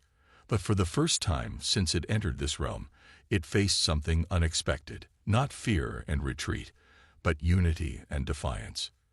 The battle for survival had only just begun. The small fleet moved silently through space, their engines dampened to avoid detection. Captain Jack Morgan, now promoted to admiral for his leadership in the growing conflict, stood on the bridge of the Defender and watched the massive energy barrier that marked the border of Luminex space. Status report, he ordered. Lieutenant Torres, now his second in command, checked her readings. Luminex border patrols are on the far side of the sector. We have a clear approach to the entry point Trell provided. Jack nodded. And our special passengers. Ambassador Reed is ready, along with Representative Thull and Dr. West. This mission was perhaps the most dangerous yet. Based on Trell's information, they knew that citizens within the Elder Empires were being kept in the dark about the true nature of the void. The plan was simple but risky. Penetrate Luminex space, broadcast the truth to their people, and hopefully gain more allies for the fight. Begin approach, Jack ordered. Activate the Luminex transponders. Thanks to Trell and other Luminex defectors, they had loaded Luminex identification codes into their systems. It might be enough to fool the automated border defenses, at least temporarily. The defender shuddered as it passed through the energy barrier. For a moment, Jack held his breath, waiting for alarms or weapons fire. Nothing happened. "We're through," Torres reported with relief in her voice, heading toward the coordinates for the Luminex Central Communications Hub. In the ship's conference room, Ambassador Reed briefed the team one last time. At 50, she looked even older now, the stress of the past months etched into her face. But her eyes burned with determination. "Remember, we're not here to start a war with the Luminex," she said. "We need their help. The evidence we've gathered proves their leaders lied about the Void. Once their people know this, they may pressure their government to join our coalition." Trell, who would be risking execution by returning to his homeworld, nodded gravely. "My contacts in the Resistance are ready. When we broadcast, they will amplify the signal to reach as many systems as possible." Dr. West spoke up. "I've prepared a data package that includes all our research on the Void, including the historical records their own leaders have hidden. It can't be dismissed as human propaganda when it includes their own classified files." The journey to the communications hub took 3 tense days. They passed Luminex patrol ships twice, but their stolen identification codes held. As they approached the massive structure, a space station that served as the central relay for all Luminex communications, Jack couldn't help but feel they were flying into a trap. "Multiple ships detected," Torres warned. "Military class. They're moving to intercept." "We've been made," Jack said grimly. "How long until we're in broadcast range?" 2 minutes. Then we hold them off for 2 minutes. All hands. Battle stations. The defenders' shields flared as the first Luminex shots hit them. Unlike the Void, these were enemies they understood. Ships with weapons and shields. Pilots who could be outmaneuvered. "Return fire. Defensive pattern only," Jack ordered. "Target their weapons systems, not their engines. We're not here to kill anyone." On the communications deck, Reed, West, and Trell worked frantically to prepare their broadcast. Trell's hands flew over the controls, bypassing security measures he knew from his military service. "We're in," he shouted as the ship rocked from another hit. "Broadcasting now." Across Luminex space, regular transmissions suddenly cut out. Instead, citizens saw the face of Sub-Commander Trell, a known traitor according to their government, alongside a human woman and a strange alien with golden skin. "People of the Luminex Empire," Trell began, "I am speaking to you from outside our borders. What I am about to show you has been hidden by our leaders." The broadcast continued, showing evidence of the Void's advance, the destruction of entire systems, and most damning of all, the historical records proving the Luminex leadership knew how to fight the Void, but chose to hide instead. "The humans have kept their doors open," Trell continued. "They fight not just for themselves, but for all who seek shelter. While our empire hides, younger species face extinction. I ask you, is this the legacy we wish to leave? Are we the Luminex who conquered the stars, or the Luminex who hid while others died?" On the Defender, they watched as the Luminex attack suddenly faltered. The enemy ship's weapons powered down. "What's happening?" Jack asked. Torres checked her sensors in disbelief. "The Luminex ships, they're standing down. And look, the broadcast is being picked up and retransmitted through their entire network. It's spreading everywhere."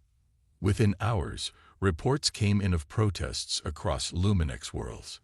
Citizens demanded action. Military units declared support for the open door policy, and government officials scrambled to contain the spreading rebellion. 3 days later, Jack and Reed stood in what had once been the private chambers of the Luminex High Council. The crystalline beings who had once voted to seal their borders now faced a delegation from Earth and the coalition of younger species. "The people have spoken," said the Luminex Chancellor, his voice brittle with suppressed anger. "Our military will join your coalition." "And your borders?" Reed pressed. Will they remain closed to refugees? The Chancellor looked like he might refuse, but a younger Luminex counselor stepped forward. The borders of the Luminex Empire are now open to all who flee the void, she announced. We will provide shelter, resources, and our military technology. As they left the council chambers, Jack turned to Reed. 1 empire down, 2 to go. Reed smiled tiredly. The Luminex are the most advanced. With their technology and full support, the others may follow more easily. She was right. Within weeks, news of the Luminex revolution spread to the other elder empires. The Dorvan Collective was next to face internal pressure as their own citizens learned the truth. Then the hegemony of 7. One by one, the sealed borders opened. Ancient, powerful civilizations that had chosen isolation now joined the fight alongside humans and the younger species. On the command deck of what had become Earth's flagship, Admiral Wilson received the reports with cautious optimism. This changes everything, she told Jack and Reed during their briefing. With the Luminex fleet, the Dorvan weapons platforms, and the hegemony shield technology, we might actually stand a chance. There's more, Dr. West added, entering the room with excitement clear on his face. Thanks to the combined research from all these species, I've completed the prototype weapon. It targets the specific frequency the Void uses to communicate between its entities. Will it work? Jack asked. Ellen's smile faltered slightly. In theory. But we need to test it against an actual Void entity. Which means we need to find the Void, Reed said. Wilson's expression darkened. That won't be difficult. Our long-range sensors show the Void has changed direction. It's moving faster now with purpose. Toward what? Jack asked, though he feared he knew the answer. Wilson pulled up a star chart on the main display. A course was plotted showing the Void's new trajectory. Earth, she said simply. It's coming directly for Earth. Earth looked small from space. A blue marble hanging in the blackness, home to billions of humans, and now millions of refugees from across the galaxy. Admiral Jack Morgan stood on the bridge of the Defender, watching as the largest fleet ever assembled in the galaxy's history took formation around his homeworld. Luminex crystal ships glittered like stars. Massive Dorvan battlecruisers moved into defensive positions. Hegemony shield generators created overlapping protective barriers. And between them all, ships of every size and design from dozens of younger species took their places in the battle line. At the center of it all, human vessels, smaller and less advanced, but no less determined. All ships report ready, Admiral, Lieutenant Torres said, her voice steadied despite what they faced. Jack nodded. And the weapon? Dr. West has finished final calibrations. It's loaded aboard the carrier ships as planned. The weapon was their best hope, perhaps their only hope. Based on the ancient records and combined research from all coalition species, it was designed to disrupt the Void's communication network. If it worked, the unified Void entity would fragment into smaller, more vulnerable pieces. If it worked.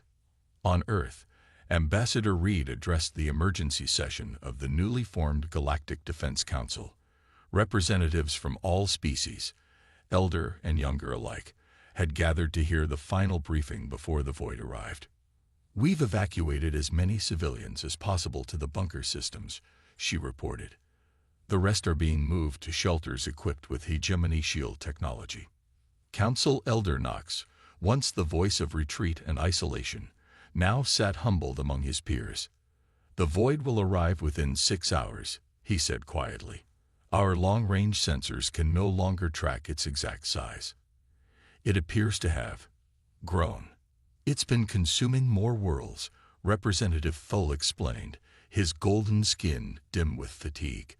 Absorbing more information, more evolutionary data. Dr. West stepped forward. His once rumpled appearance had given way to a sharp focus, which makes our plan even more critical.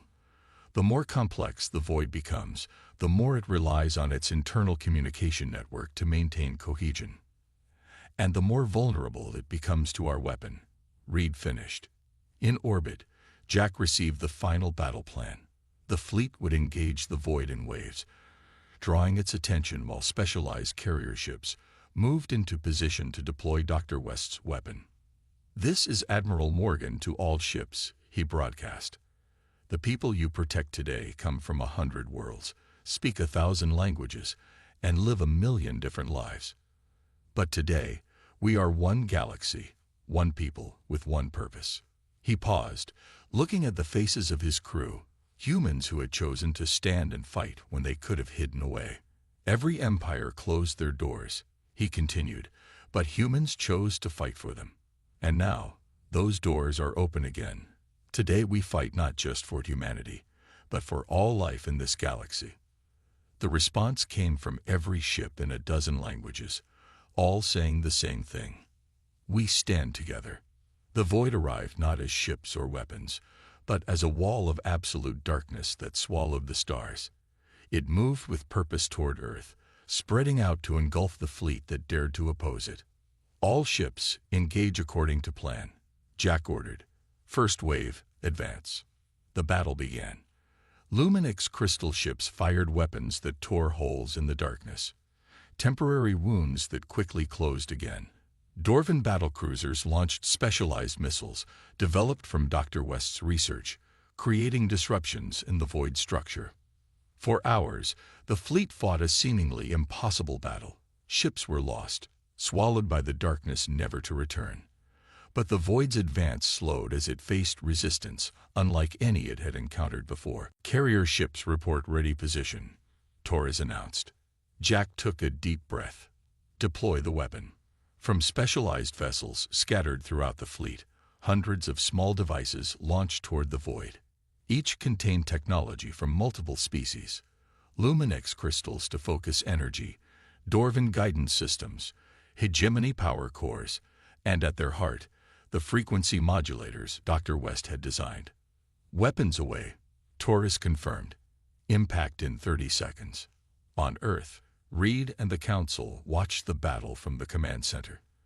The screen showed the darkness continuing to advance despite everything thrown against it.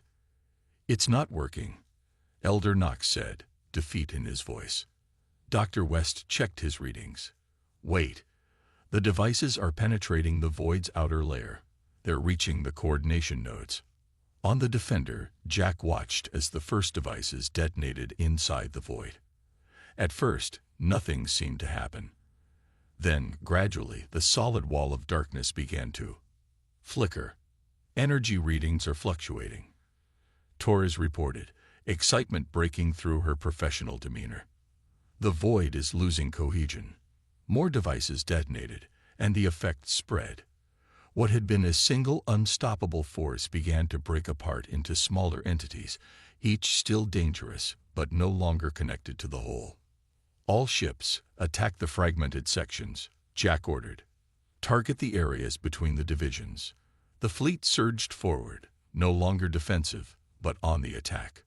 Luminix weapons that had barely slowed the unified void now carved through the separated sections.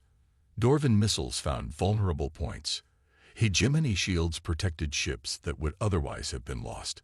And human vessels, nimble and determined, darted between larger allies, striking at weak points and drawing fire away from damaged ships. For the first time since it entered the galaxy, the void retreated. Hours later, the last fragments were being hunted down by specialized task forces. Jack stood in the Earth Command Center with Reed, Dr. West, and representatives from all coalition species. "We've won," Reed said quietly, as if afraid to believe it. Jack shook his head. "We've survived. Winning means making sure this never happens again." Elder Knox stepped forward, his ancient features showing something humans had never seen before: humility. "The elder species failed the galaxy," he admitted. "We chose safety over responsibility. We forgot what the younger races, what humans, reminded us. That true civilization means protecting all, not just ourselves." 2 weeks later, the reformed Galactic Council convened in a new chamber built on Earth. Jack, promoted to Earth's military representative, watched as Ambassador Reed took the central podium. Today we ratify the Terra Protocol, she announced, a binding agreement that no species may close its borders to those in need. That knowledge must be shared, not hoarded, and that we stand together against any threat, no matter how great. One by one, representatives of every species, from the oldest empires to the youngest civilizations, voted. The result was unanimous. As the council session ended, Jack found himself standing with Dr. West near a viewport overlooking Earth. "What do you think will happen now?" Alan asked. Jack watched the ships of 100 species moving peacefully in orbit, former enemies now allies. "I think we just changed the galaxy," he replied. "Not because humans are stronger or smarter, but because we refused to close our doors when it would have been easier to hide." Across the stars, worlds that had been abandoned began to come alive again as refugees returned home. Elder empires sent aid and technology to younger species, and everywhere the story spread of how humans, newcomers to the galactic stage, had taught the oldest civilizations what they have forgotten: that survival depends not on walls, but on bridges. Every empire had closed their doors, but humans had chosen to fight for them. And because of that choice, those doors would never close again.